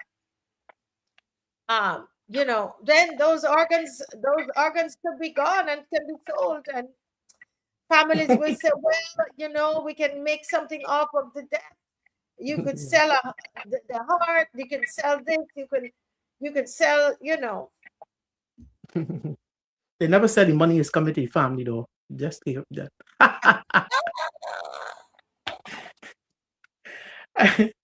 Once you get your video logged, we have a little chat about yes, education, go right ahead. Education as well, you know? Yes, yeah. Yes, go ahead, go right ahead. Yeah, we're looking at education. We know I saw before a few weeks ago that the ministry has decided to scrap the other two meetings that were planned in respect or in relation to the changes to the 11 plus and what they're planning to do in September. I would not have known. I don't know what has prompted this change. I don't know if the hot meeting that they had at the St. Michael's School prompted the change and the direction, but I'm still waiting to hear, and parents are still anxious. After the cancellation of meetings, nothing else was said. So I'm waiting to hear what is going to happen with the proposed plans for the change that there as it relates to the 11 plus, or for fear of more backlash, they have decided that we are pressing forward and we're not having any more discussion. Is that the case? So I'm hoping to hear why, or if there's a new plan, or if they're still pressing ahead. That's what we're waiting to hear as it relates to education. We can't go on because parents will want to know what my especially those entering class 3 and class 4, what lies before them in terms of getting ready for that all important transition from primary into secondary school, which begins their step towards certification and entering the world of work, or even going on to tertiary education. So it's very important, you know. So those of us at secondary school level still need to know that if come September, all names will be changed, classrooms will be changed from class forms to grades. We're still waiting to hear what has become of the transformation in terms of colleges or schools of excellence, because they have scrapped the other model, the first one. So we in secondary school are no wiser. So therefore, we have to hear, and this is the end of July, approaching the end of July into September, and we will want to hear from the educational officials.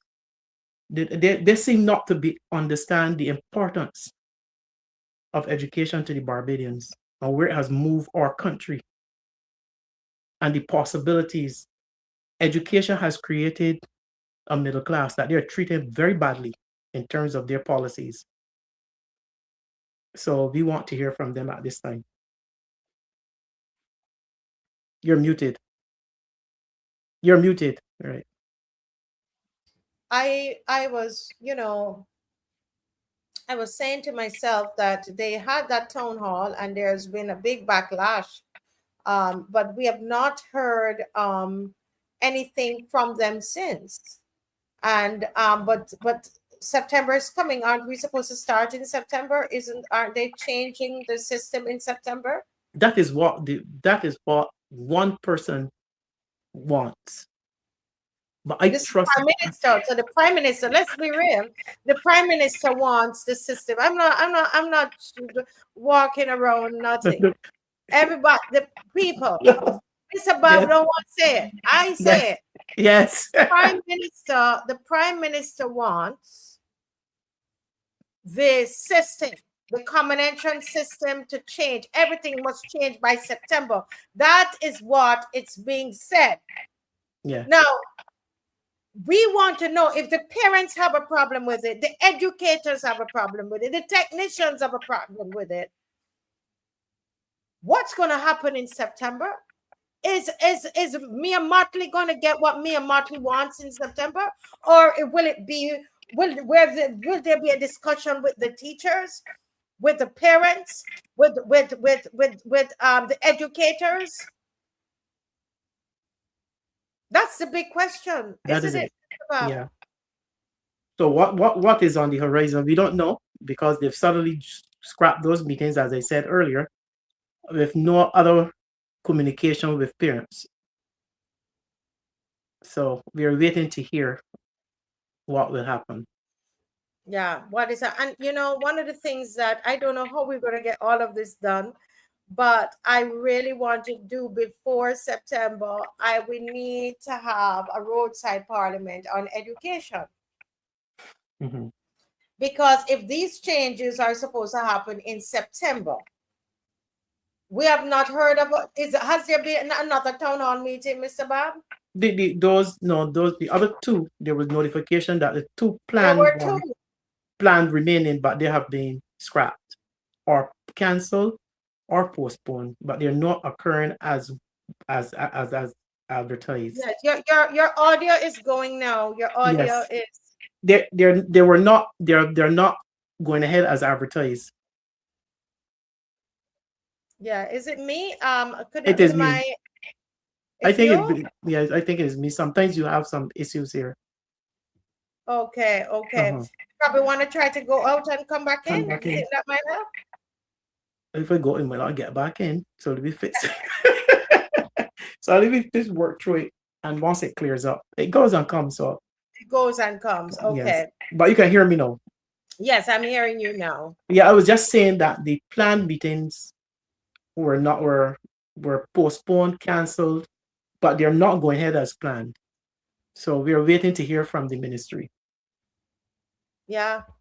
But as somebody said a couple months ago, she wanted one-way streets by the next week. No. Yeah, I remember the traffic thing. Yes. You remember that? The big announcement came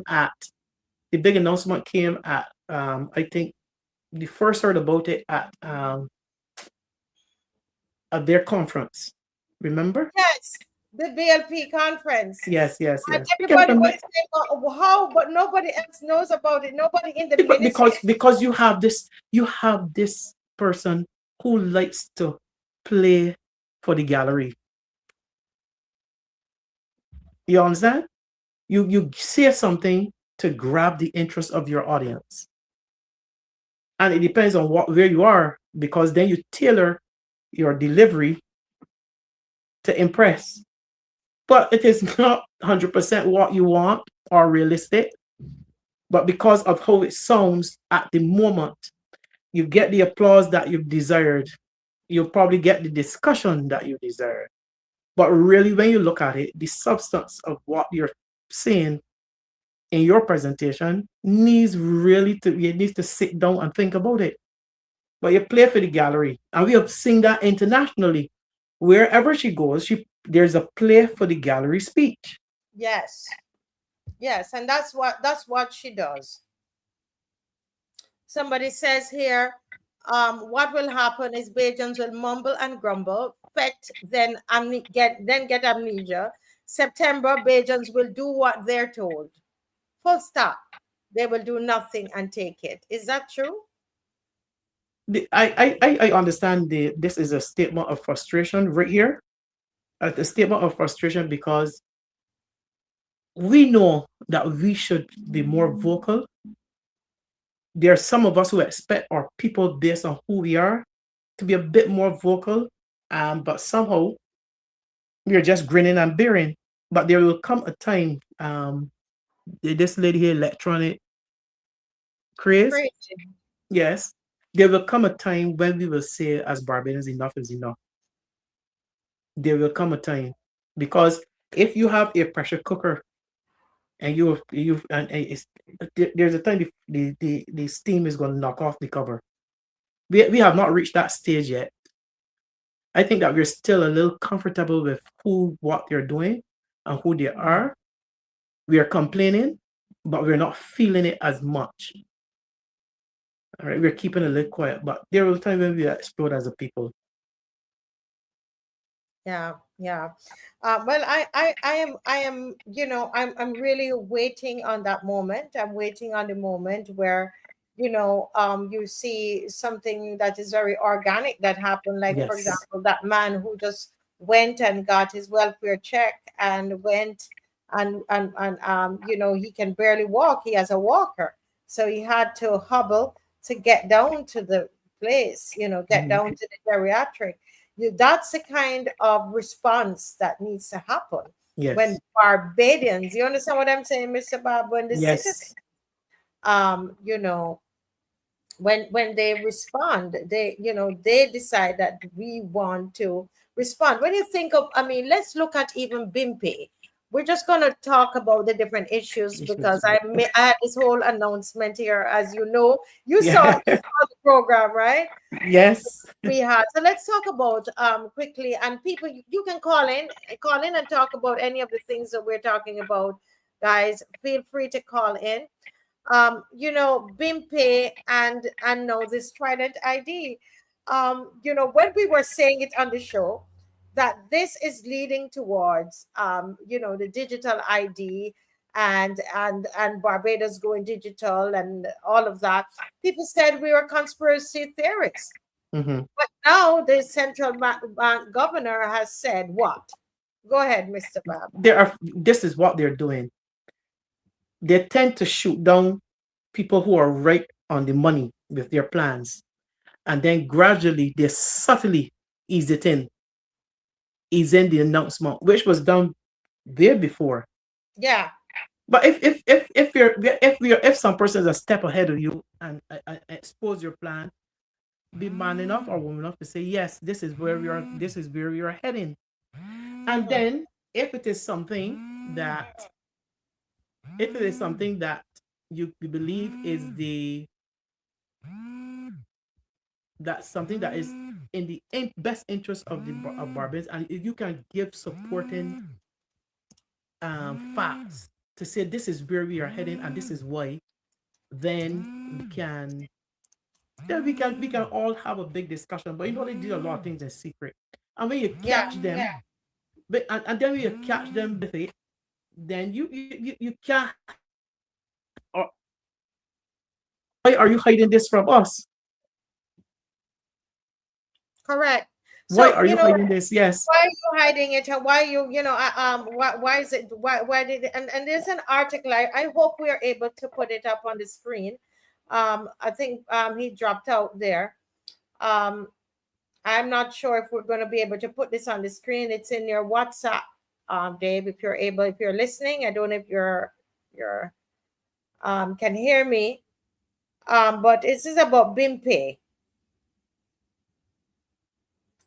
It says that Barbadians will eventually be able to use their Trident ID card to make BiMPay transactions, Central Bank Governor Dr. Kevin Greenidge has announced.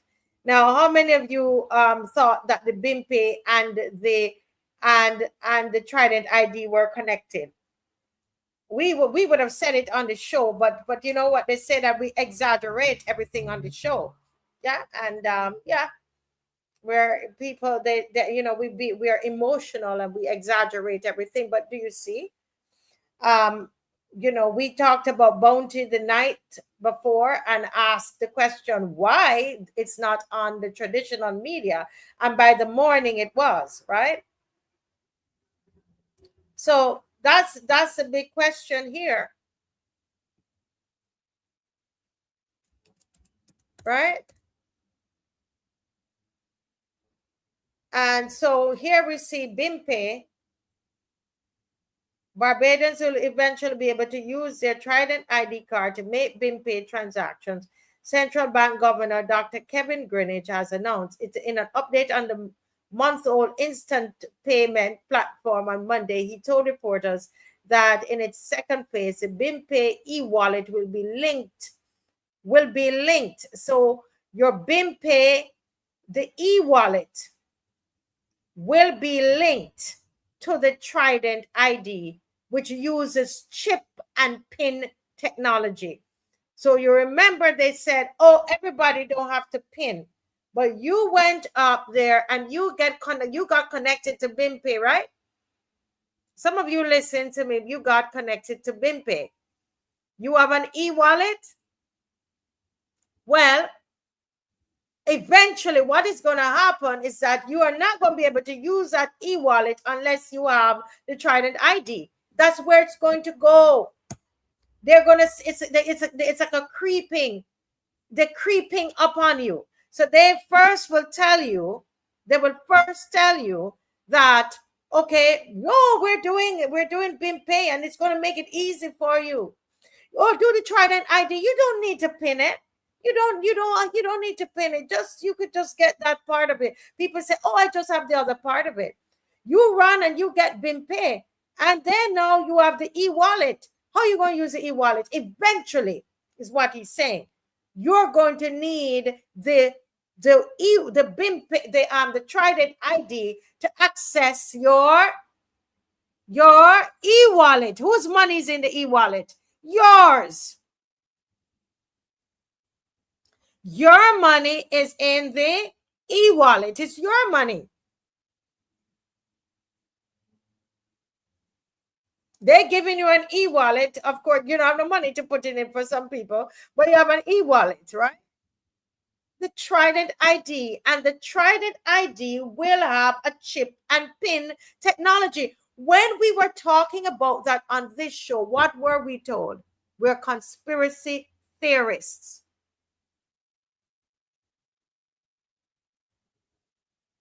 We are going cashless. I put that on my thing, on my Facebook page. And what did everybody say?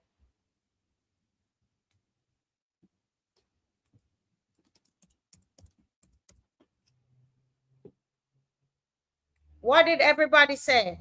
We put that, they said, they told me, oh, you know, she's exaggerating. Marcia is telling lies. So we're going into a cashless system and we are preparing for it. That's all I'm saying. And I'm saying what I said, what the governor is saying now is what I said in my post. And what we have been saying, Dr. Ferdinand and all of us on this show, from the time that Caswell was on here and Kemar Stewart were on here, we were talking about this.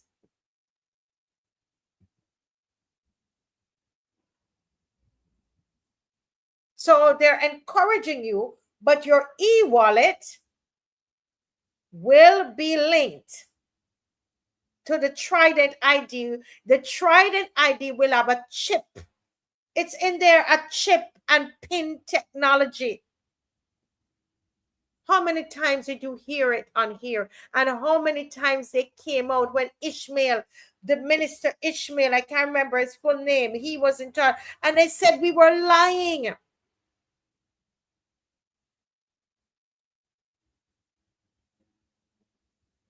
So, how are you going to pay your bills? How are you going to pay your bills? He said, once we get over the first phase, which is linking all of the financial institutions and the 3 credit unions, why would they listen to it? Listen to it. We got to just think. Once we get over the first phase, which is linking all of the financial institutions and 3 credit unions, then we are in a phase where we will continue to work with the government to onboard government agencies fully, continue to be in a space where we can onboard individual financial institutions, fintech, to bring other services to Barbados and the financial system. And part of that will be that at appropriate time, then we will be integrating with the ID, which will give more services. And that's a part of it. Thank you, Davidson Ishmael. He came out when we were on here talking about it, myself, Kemar, and Caswell. And yes, and we marched and we talked to you all about it. They say we are conspiracy theorists. We exaggerate on the Marcia Weekes Show. Well, the governor is telling you now. This is the doorway into a cashless system. They will always say, oh, you can choose. No. If eventually what's going to happen, you are not going to be able to access your e-wallet without the Trident ID.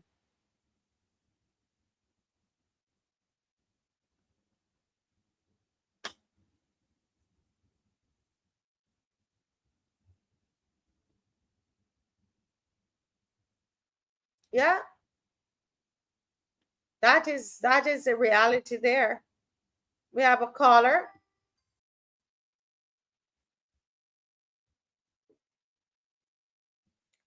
Good night, caller. Good night, Marcia. Good night to Mr. Alvin Bab. Great to see you tonight. Yes, he was here and then he dropped out. Oh, he dropped out. Oh, I see. Well, I am calling because of my deep and troubling concern over that bill about harvesting body parts.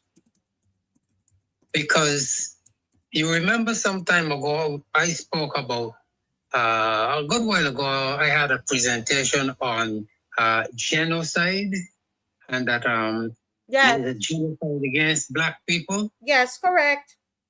I want you to bear that in mind as I speak. The other thing that I want to bring to your attention, I think I mentioned some time ago, and I want to remind you and listeners about it. Mm-hmm. When the stranger within your gate becomes the master of your state, doom is your fate. Repeat. Let me repeat that.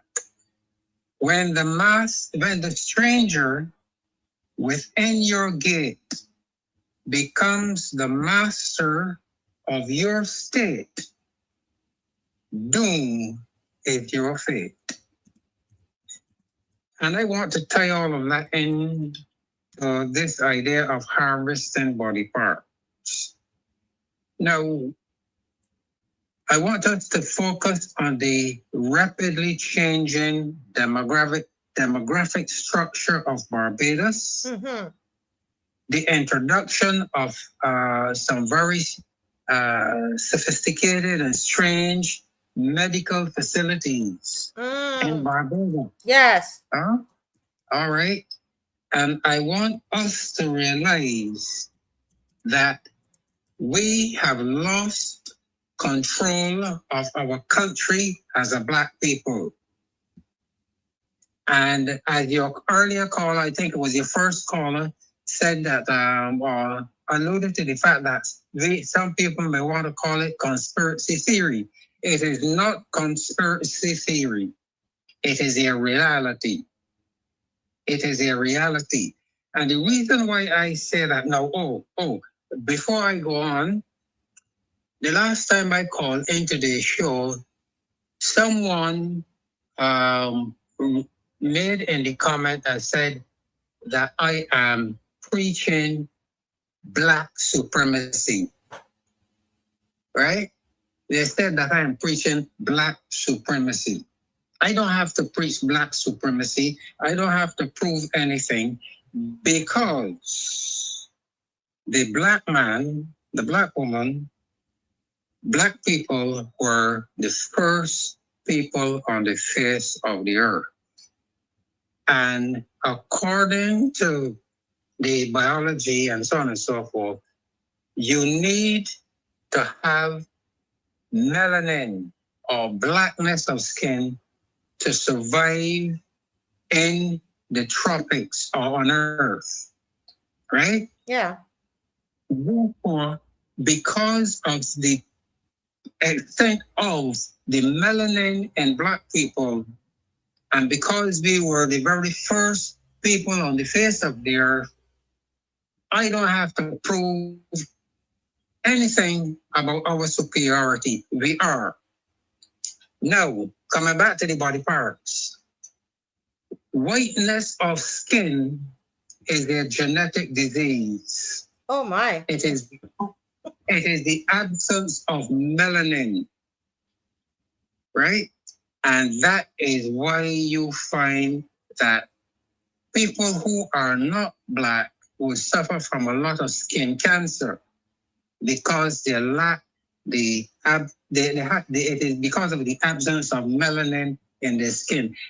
And tying that now with the lot of murders that are going on in Barbados, there is a special interest in having body parts for others, not for black people, but for others. Well, you know a lot of what you're saying there. I mean, people have various views on it, that whiteness is a disease and so on. I don't have the time to debate all of that. And for you would need to make a presentation on that. Those are very strong statements. Because we do have, hold a second, because you were speaking, Nigel. Let me just bring some balance to that. There are people who are listening who are also white. And so if we are going to make a statement that, it will be good. I would love to invite you on the show at some point to break that down. We don't have the time because, we want others to call in. But that's a very strong statement that would need to be, backed up. And yeah. Okay, I will close right just now. This is not an attack on anybody or on white people. It is not about hatred. I don't hate nobody. But okay, in closing, take note, the ISIS papers by Dr. Francis Cress-Welsing, the ISIS papers by Dr. Francis Cress-Welsing. Secondly, Dr. Neely Fuller, in his book, The United Compensatory System Complex, Neely Fuller, and then Dr. Richard King, who spoke a lot about the black dot and melanin and the effects of not having melanin. So this is something that science has proven. Right. Okay? So what I'm saying is you would have read those books. So I'm inviting you, Nigel, to make a presentation on it, a scientific presentation on it, so that, because we do a lot of education, as you know, on the show, and so that it might be something that people need to know, or because there are people who don't necessarily they might see that melanin, we could see that we have different amounts of melanin in our skin, but not everybody sees it as a disease. So that is what I'm saying, that it would take more than a statement. You follow me? You would need to come on and to break it down. But I get the point. The general point you're making, though, is that our black men are dying, and they're, in your mind and to my mind too, is a genocide. I believe that it is orchestrated.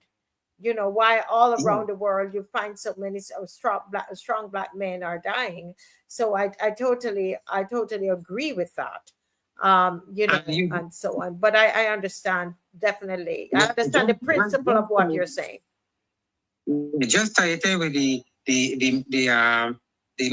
death of black men, and now the bill for body parts. Yes. And you'll make the connection. Yes. Okay. Yes. Well, thank you so much.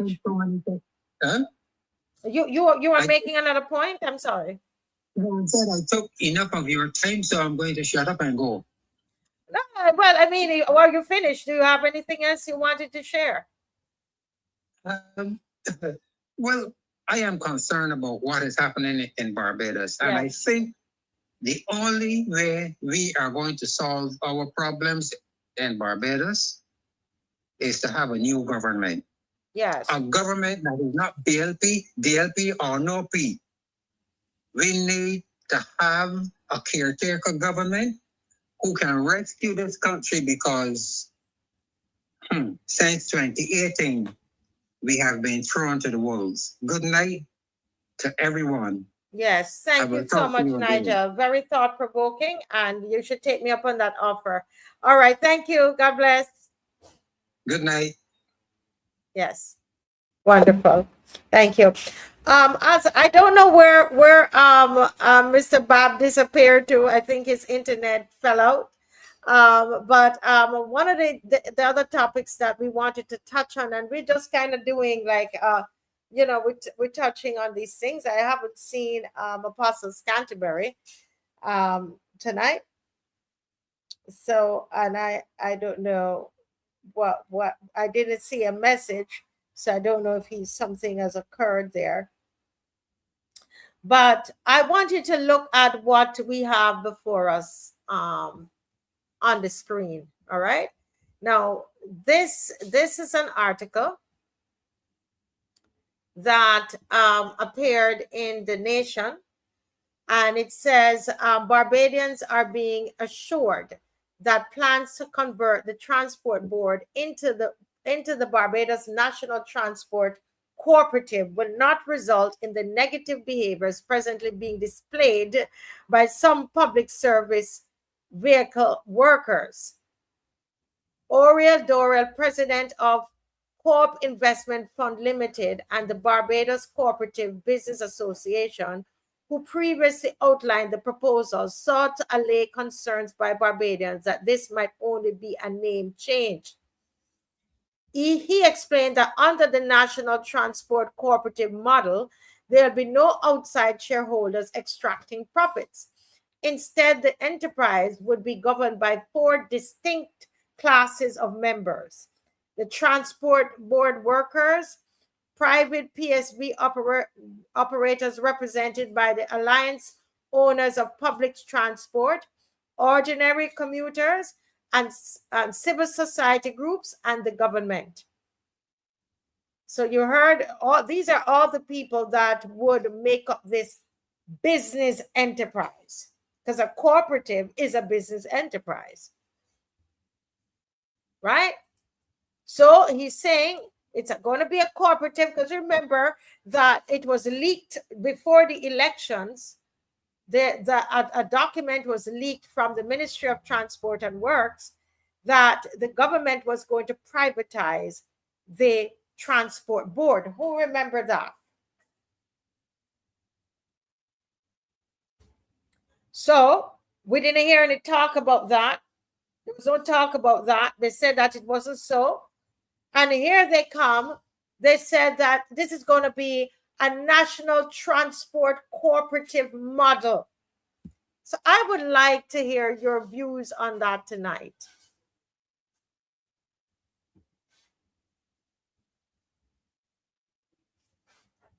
Is this another way of saying we're going to privatize the transport board?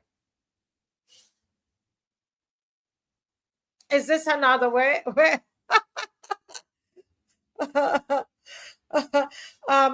Electronic crazy say a word salad. So you are, before I make my comments on it, I would love if you call in. Anybody wants to call in to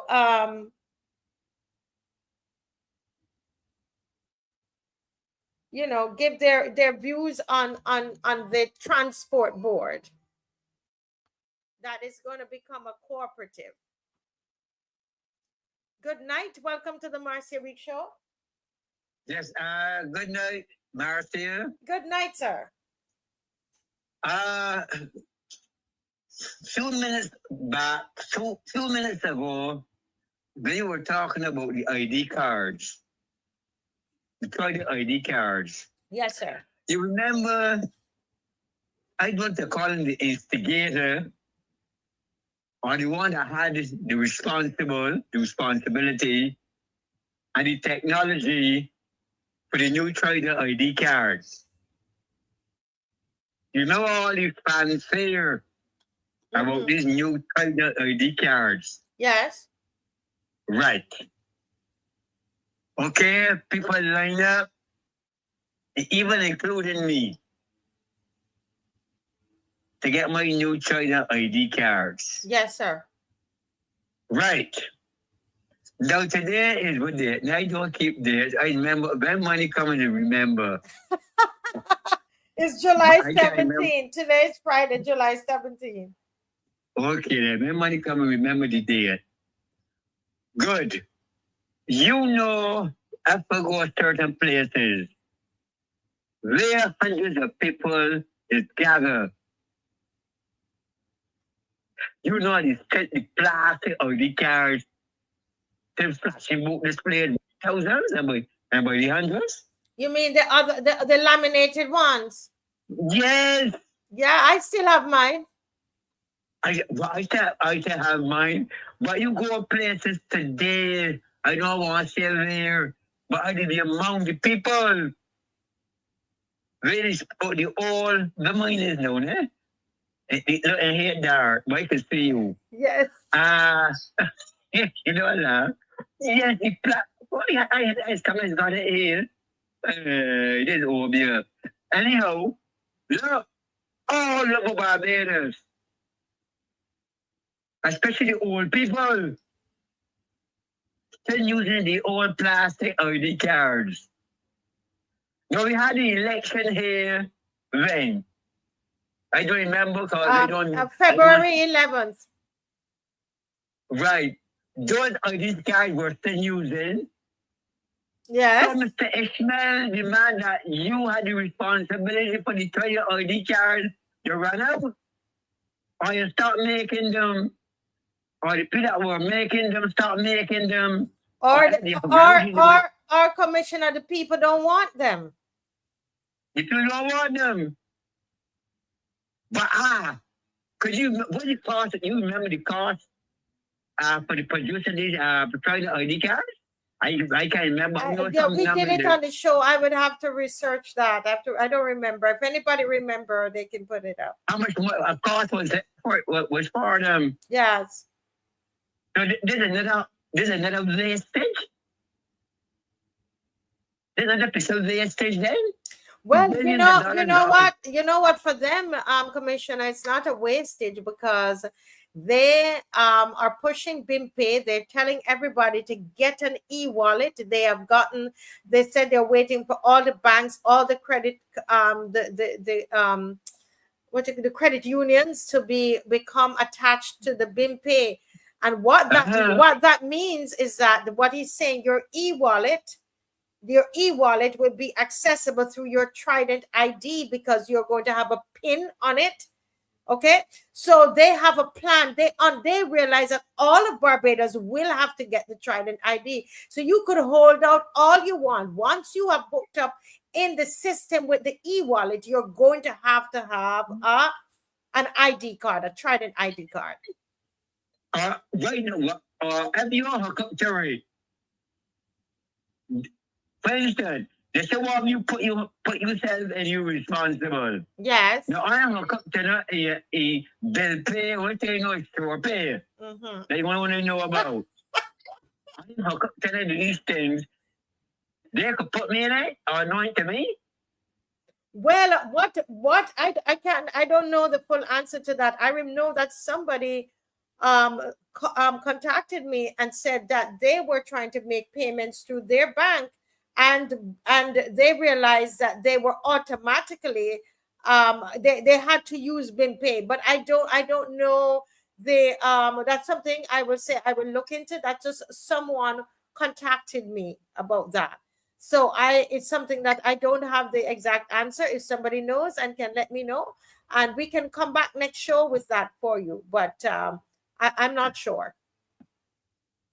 Or I don't know if I get this one or left out for another night. Once you'll be quick because I think Mr. Bob is ready to come back on. What else is on your mind?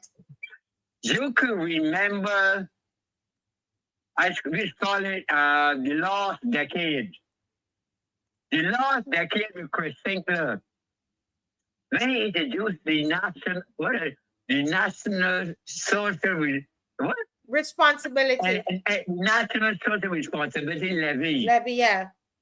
Yes. You remember, I just go to the scriptures. I can't call people's names. I remember I was in that time. Then Christina said that the civil servants would have got a raise increase by double digits. In double digits. No 1% and 3% and 2%. I just kind of today now. We would have got our money in double digits. And they would have to get a 20-foot container to go to the bank to bring home my back pay. Yes. And all they would be still in here. Or still up there, Parker. Good. Well, boy, here comes Jezebel. They laugh and sport at me and said that I can't work and blah, blah, blah, blah. Or I remember here Jezebel saying, oh, the people are starving. They can't go in the supermarket. You remember all of that? Yes. Yes. Okay, now. They come.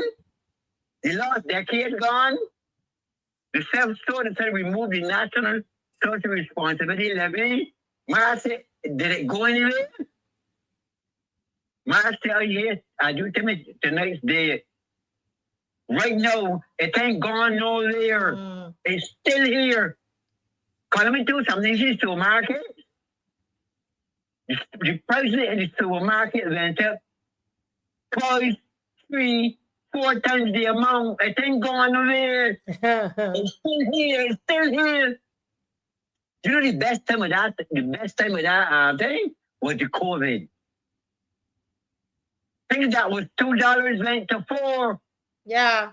Things that was $4 went to $8. 3, 4 times the amount, the price. It ain't gone away. It's still here. And one thing about you like the far, they tell you to put on the white frock and the white can. Mm-hmm. And then you buy some Mary's Church. Yes. And we marching. The people pay them to march. Mm-hmm. And they them know to go there and march. Yes. It's true. Very true. They're marching papers. Mm-hmm. You see? Yes. You know, today I went somewhere and I ordered something. The people, the lady, you know what I'm talking about? But I had to leave one point to the, I call it the service station, not the service station. One part of the, what do you call them? The counter, one part of the counter, to go to another part of the counter to show the woman what you want. And the woman speaking like she's the Arab. Wow. I tell me nowadays, I see some people talk to me that I can't understand them, can't understand me. I gotta go and show them what they want. But anyway, what happened over here now? Yeah, it's you know, I agree with you. You know, it's filled with people from different countries. When I study, but I said, I can hear that. You know, the day of the Pentecost, when the disciples were in the upper room, and when the Spirit of God strike them and anoint them, they started speaking all these languages. Yes. They're Barbadians here, they're speaking in tongues. In tongues. You remember? They're from Ponty, they're from Egypt, they're from Persia. There's a whole list of them. In this country, yeah? Yes. Oh, these men Galileans? And then they're speaking what? You speaking, you know, I gone. All right, well, thank you, Commissioner. Thank you. Thank you. Okay, then. Yes. All right. Bye-bye. All right. Mr. Barber, Commissioner, have you laughing there? Why are you laughing so much? Never a dull moment. You turn up your volume, please. Can you hear me? You can hear me? You can hear me? Ooh. Yeah, can you hear me now? Oh, wow. We're hearing, there's a feedback coming through.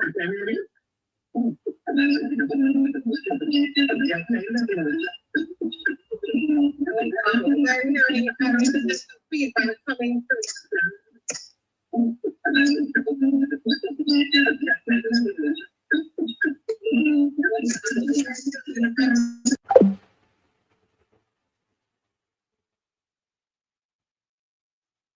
Mr. Bob is having a rough time there. Yeah. Let's see what happens here. I think I'm back now. Okay, let's see. Okay. Yes. But Okay, before you were saying something before we had that interruption there.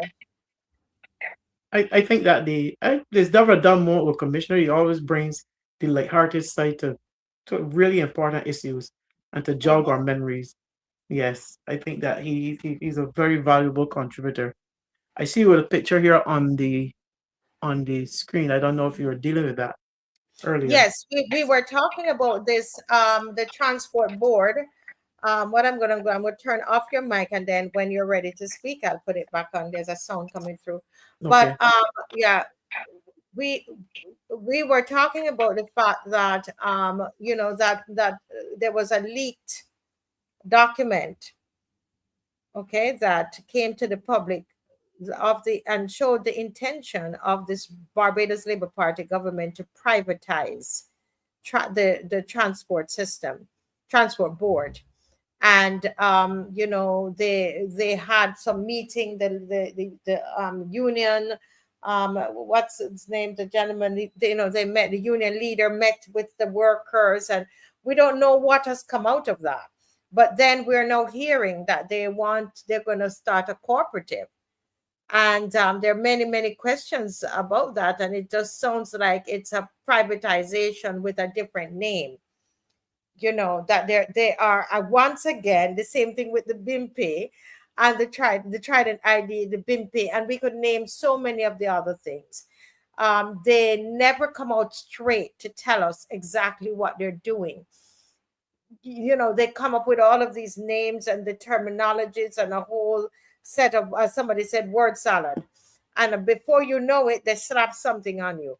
That's my view on it. What are your thoughts? When I read it and I saw the cooperative being mentioned and the structure being put before Barbadians as something to be comfortable with, knowing what we were told and how the workers will be the owners and those persons who will want to buy buses. We're not having that. We're not hearing that discussion. We're saying that it is going to be a National Transport Co-operative. Is that the word they say? Look at a National Transport Co-operative, and the persons part of who will make up the board. Remind me of that. Who will make up this board? So the board. So let me read again. So you could turn off your mic, please, Mr. Bob. Okay. So the board will be made up of 4 distinct classes of members of this transport cooperative. All right. They said there'll be no outside shareholders extracting profit. That it will be made up of the transport board workers, the PSV operators, ordinary commuters like you and I, civil society group, and the government.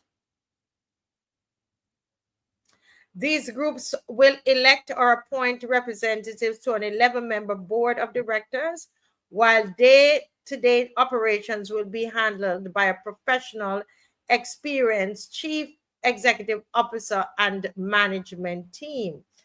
But when I saw it, Mr. Bob, I had to read that section over and over again. So I know exactly why you ask it, because it makes I have to ask the question, then who really owns will own the transport board?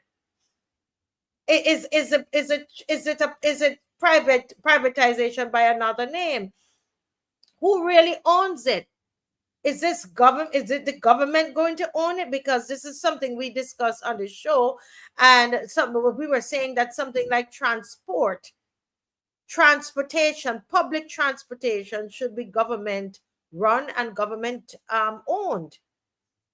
But something here, it, you know, as I say, if it walks like a duck, swims like a duck, and quacks like a duck, it's probably a duck. What's your take on it, Mr. Bob? It is just privatization throw into a pot and they pull out the first word that come out. They will call it this to quiet the people. Because if the government is not owning the majority shareholder, if the government is relinquishing ownership of national transport based on this setup, then it's privatization. And I'm saying that in a country like Barbados, where we have any privatization situation, profit will become the main focus. And I've always said that national transport is not just a money-making venture. It is a social responsibility. So I don't care if they call it cooperative, change the P to a C, and call it something else. You are the government of Barbados. Your responsibility is to the movement of persons to and from work across the island. It's the same responsibility as if you were relinquish the health of the nation to a private institution. We know that persons cannot pay privately for healthcare, just like persons will not be able to pay exorbitant fees or be able to move on their own. They don't all own cars. So you're relinquishing your responsibility as a government. And then tell me about a cooperative and give me a structure to quiet the people of Barbados. Yes. And they do it all the time. All the time. That very first line when they say, oh, well, the you know, you're going to get a better system, and you know, the behavior and the conduct of the PSV operators, because they know that that's a sore point for Barbadians. So then they throw that, you know, they're now throwing that at you so that you would be quiet. But the truth of the matter is, what we really need to know, and we're going to have to go into this a little more tonight. We just you know, touching on it. But will the government own 100% of the assets? Who is going to own? This is supposed to be, you know, this public transportation should be some things that an area that is government. I can't you know, stress that less. Should be government run, government owned, so that it should be that the government is doing a public good, is what I want to say. Marcia, what I think the government should be doing, any government should be looking at efficiency, punctuality. I'm here, there are models around. I'm in a country where the model is fantastic, even from down to using your cards. And something as basic as monitoring your buses on the road. Be able to say to a bus stop, you can pull up an app and know exactly that the bus is going to be here in 5 minutes. You will go into the bus terminal and you will know that the bus is there ready. The signs are there that say the bus is 1 minute away and the bus will leave at exact time. That is efficiency. You come up with a structure of efficiency where you look at collecting your money. Efficiency and making sure that your fleet is working. That is what we should be focusing on. Not trying to give it away or to give up our responsibility to Barbadian people, because that is what they're doing.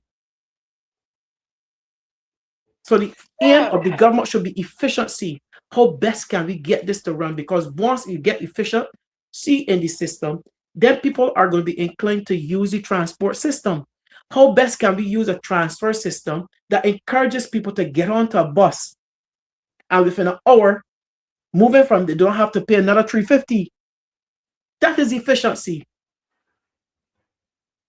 So it's not about relinquishing your responsibility. It was making the transport board more efficient and more appealing so that persons are inclined to use the national transport. Agree. Agree, most definitely. We have to jump into this because what we have to do is to talk about privatization and what is a cooperative. We got to break that down because, we do the educational component of the show so that people understand what is going on and realize that this government, here it is again, it's another one of those tricky situations, very tricky, and they constantly come at us because somehow they believe that we're not going to understand. And then the few of us who are talking, they say, oh, they just want to make trouble, right? I like good trouble. Right. So we have a caller. Good night, caller. Welcome to the Marcia Weekes Show. Can you turn off your device that you're listening to me on? There's a serious noise coming through. Yeah, because how you find free that song. Good night. Good night. Good night, Good night to you, Marcia Weekes. Yes, hi, Tyrone. How are you? Right, I'm trying to be great, but still looking for a job. Anyhow, and we're gonna to the loyal opposition and they call the Barbadians as loyal. What you mainly call about right is I go against off my chest. I find that this government want to get all the responsibility off their hands. And that's immature of a government because at the end of the day, we just run by society. Mm-hmm. We don't run as a business, you know what I'm saying? Because they should know that most people in this country is poor people. So the people can't pay all that big sum of money for privatization in the country. So I want to know how they're trying to drive things. It's like every minute everything privatizing, the cost going up, and different things that are very wrong and sinister that they're doing. Yes. That disadvantage the poor people from running continue their everyday living. And that's a very horrifying thing about it. And when you really check it and think, it's really real is that when you're not on that bandwagon, it's trying to demonize you, victimize you, or even if they're going to get rid of you. Mm-hmm. And that's not good. Correct. That is what we're living in right now. I totally but I love when you said that they're trying to get the responsibility off their hands, right? And so this is really that's a very smart comment there. That is exactly what is happening with this, and the way it is being presented. You see, the way it is really being privatized is what it is. What percentage, because the big question is what percentage of this will the government own? Somebody said with a cooperative that is one vote, everybody, it's a democracy, it's a democratic organization. Right, one person, one vote, but that is a problem that I think we're having. I'm speaking now to the caller is saying, and I'm agreeing with the caller that we're having with this is that it's nothing is wrong with cooperatives, but should that be used for the public transportation system? Should that be the model that is used? You see, because what we need is for government to be responsible. We have paid a lot of taxes, and we are paying a lot of taxes in this country. And I think that's what you're saying, right, Paula, that the government is taking the responsibility off their hands. And another thing, we got very high taxation in Barbados. And what we are seeing is nothing being done with the high taxation that they're taxing the poor people mostly. Because when you were checking and thing, like Barbados in a reversible direction. Barbados going to ruins. And not only that, it seems that Barbados roots is being worked out too also. Because of observation, it seemed that everything that gone in that Barbados first started, which was urban, this mere government want to go on with it out. That's another thing. And they find that Barbadians is too quiet, too quiet. And another thing, I feel if everybody comes together and raise and gonna like, you might probably don't want to hear it, but if we gotta go do a riot to force government out, we can't be talking about no riots on the show. We can protest. We can protest in a peaceful way, but we can't be talking about riots on the show, okay? Because this government, I realize, is a dictative government. Because don't care what you want, the true diplomacy. They're trying to override that diplomacy. I'm talking about, okay, this last elections, a couple of elections, people want change, but they make sure that they rig so they can stay in power, so that they're going to carry on agenda is not for the poor people, and in fact, not for the people of Barbados. Yeah. Well, you know, the people, some people will say the people also voted, but caller, it is 9:55. You've made some very good points there. And I thank you for calling as usual. Thank you so much. And another thing before we go on. Last thing before we wrap up. No, I will address first, Wizard. No, I disagree with you. You are saying that the hospital, the QEH would never be hospitalized. No, you would never be privatized. I'm tired. Sorry. I totally disagree with you. You know, if you see what is happening in Barbados, you see that's exactly where we are going. That is where we're going. And so I don't think that the caller that the caller should not be entertained. If that's what you're talking about, I'm not sure. But if that's what you're you know, I believe that's where it is heading. Yes, caller, go ahead. Yes. I mean, I voice to everybody. I just said doing your on the rate, but we should need to bond together. I hate the streets more regular. Okay. And with a peaceful protest, right? Yeah, well, if we want peace, well, we will try to go and trade the peaceful and diplomacy way. Yes, peaceful. All right, caller. Thank you. We have to rally around like Japan does. Like he's a human being like everybody else. Yes. He faces demons when you're young, and you just like me probably want a job, and then can't find a job, and I'm probably going in an honest way. So I don't know that draft of direction. I hope you life may not so good that he end up into the situation he ain't right now. But we still got to rally and support and respect and let Japan do. Yes, we have to. Yes. Thank you so much, caller. Okay, blessings to you, Marcia Weekes, Mr. Bob, the loyal opposition, the whole of Barbados. Yes, thank you so much, sir. That's Ronnie Hall. I'm out of here. Yes, sir. Okay. Yes, and as the caller mentioned, Nigel Pinder, I was to do a segment on the prison, Mr. Bob. We have gotten some reports coming out of the prison of the treatment inside the prison. And I really hope there's no riots that will start inside the prison because they're complaining. The prisoners are complaining. And the show did not go the way that we planned, and I advertised that we were going to talk about Dodds, and we didn't, and I apologize to you for that, but we're going to do it before, I'm sure sometime next week. Listen out for that, for sure, right? We didn't touch it, but for sure. Mr. Bob, any thoughts before we close? I just want a night speak about agriculture again. I saw the enthusiastic minister and all of the NCF still hurrah. She's still connected to the NCF, so it's dramatization for her.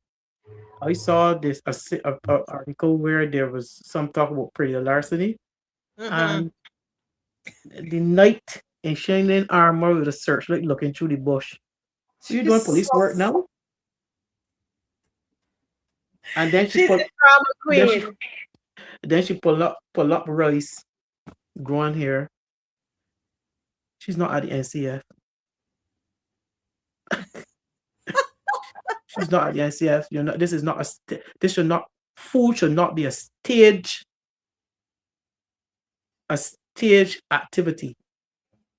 The police doing the work. There was some matter, and she was looking through something. I was looking for some person doing me because the last time Yeah.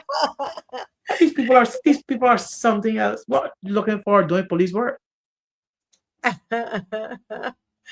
It is so interesting with this with this Ministry of Agriculture, because she said she went to Guyana. That's my what I read. Again, correct me if I'm wrong. She went to my Guyana, and she came back and said the Guyanese said that it was 5,000. They now have 5,000 black belly sheep from the 1,000. The sheep bred.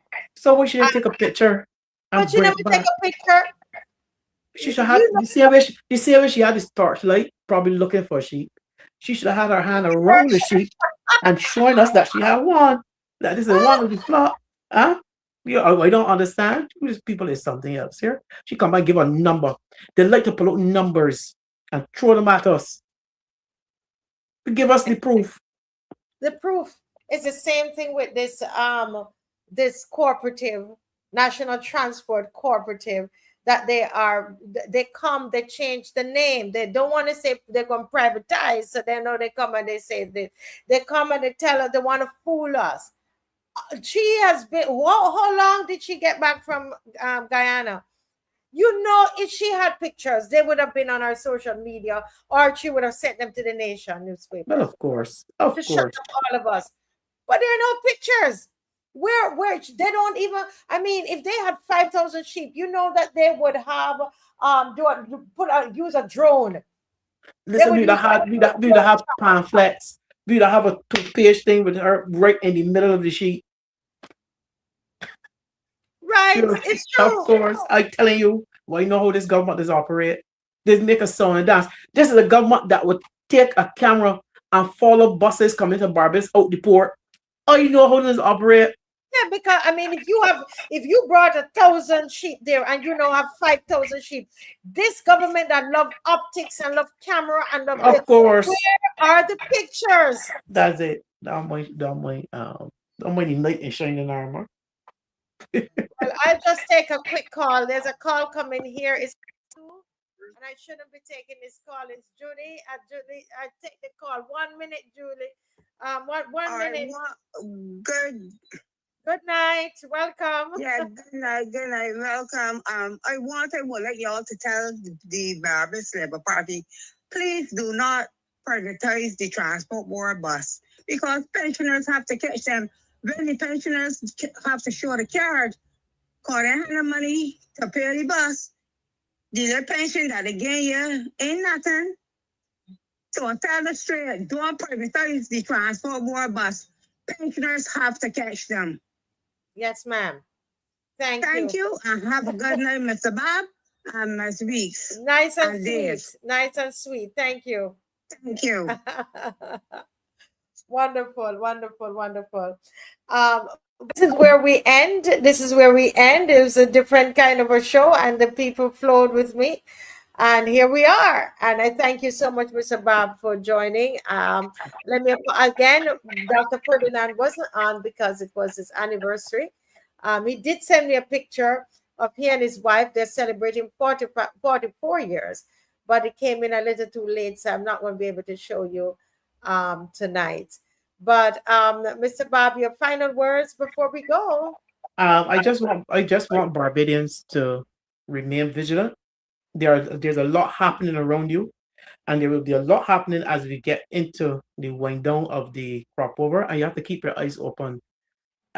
Yes, enjoy the national festival, but we remain vigilant on this subtle introduction of laws and bills and things that usually come with people being distracted. And most of all, let us remain as safe as possible for the next few days. And there are a lot of people who are going to be on the outside, having a good time, enjoying the national festival. And I'm asking I'm like, no, we should be asking those persons, those guys.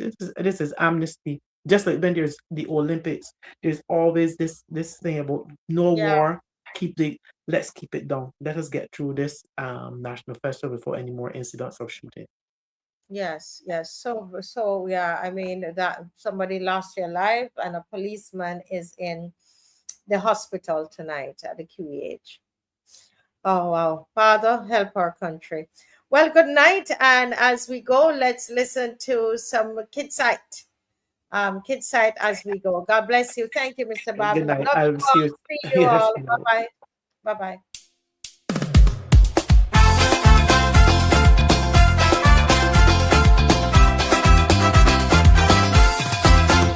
Well, the preacher tell me, teacher tell me, everybody used to tell me that anytime you want a song, impress it. And my mother tell me, father tell me, even my grandmother tell me, you got to learn to be expressive. Anytime you want to show your potential, proper English and nation language is essential. Check out to the land, and you could search all over. Nobody could talk like me, yeah. And when you come and ask she about crime in this country, she say we need stronger communities. And when you come and ask she about carry community, she say you're going Guyana with just an ID. Scam not get vexed, scam not start a ball. Them kidnap a man, they couldn't do that to Winston Hall. Just like Ninja Man, me say they had to have a warrant in hand. So it was no kidnapping at all. Man, you gotta talk like me, yeah? Speak like me, yeah? Show the world you coulda do it like she. Talk like me, yeah? Speak like me, yeah? Show the world you coulda do it like she. Man, you gotta show them how you could run a country.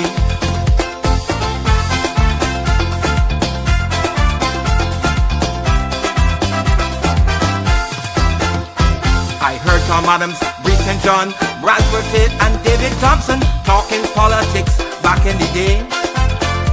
I remember Billy, remember Sleepy, Eric Seeley and Don Blackman calling big words got people amazed. I remember Tudor with his Oxford accent, Dean Harry Critchlow on the radio so eloquent. But that was the past, but now today and future, the Queen of Speeches is now here. And when you come and ask she about prices, about here kidding me, she say she got to give me compensation. And when you come and tell she we need sporting facilities, she say we soon gonna get a new stadium. And they say she is the savior of Barbados.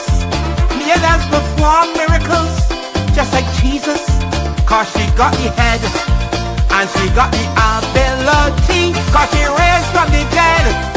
Chris and Lashley, talk like me, yeah? Speak like me, yeah? Show the world you coulda do it like she. Talk like me, yeah? Speak like me, yeah? I don't feel that she and Cam let us agree, but me I can show them how you could run a country.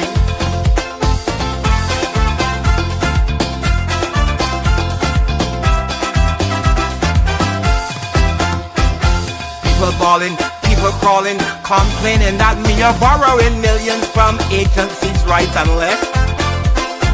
People grumbling, some mumbling, some even finger pointing. Look, she gone back to the IMF. And they complaining again and again. How every minute, look at me up in a plane, back to fly to UN and put down a speech on world stage. And had Netanyahu and Trump in a rage. And when them come and ask she about the state of the economy, she say billions in oil found offshore. And when them come and ask she about the opposition party, she say no more rats crossing the floor. And the gangster they had it winning St. Lucie. And me a pull another miracle in this country, cause she went by corner Around election time, and she turned brown water into wine. Man, you gotta talk like me, speak like me, show the world you couldn't do it like she. Talk like me, speak like me. A man who was a die-hard DLP, tell me you love with she from the age of 30.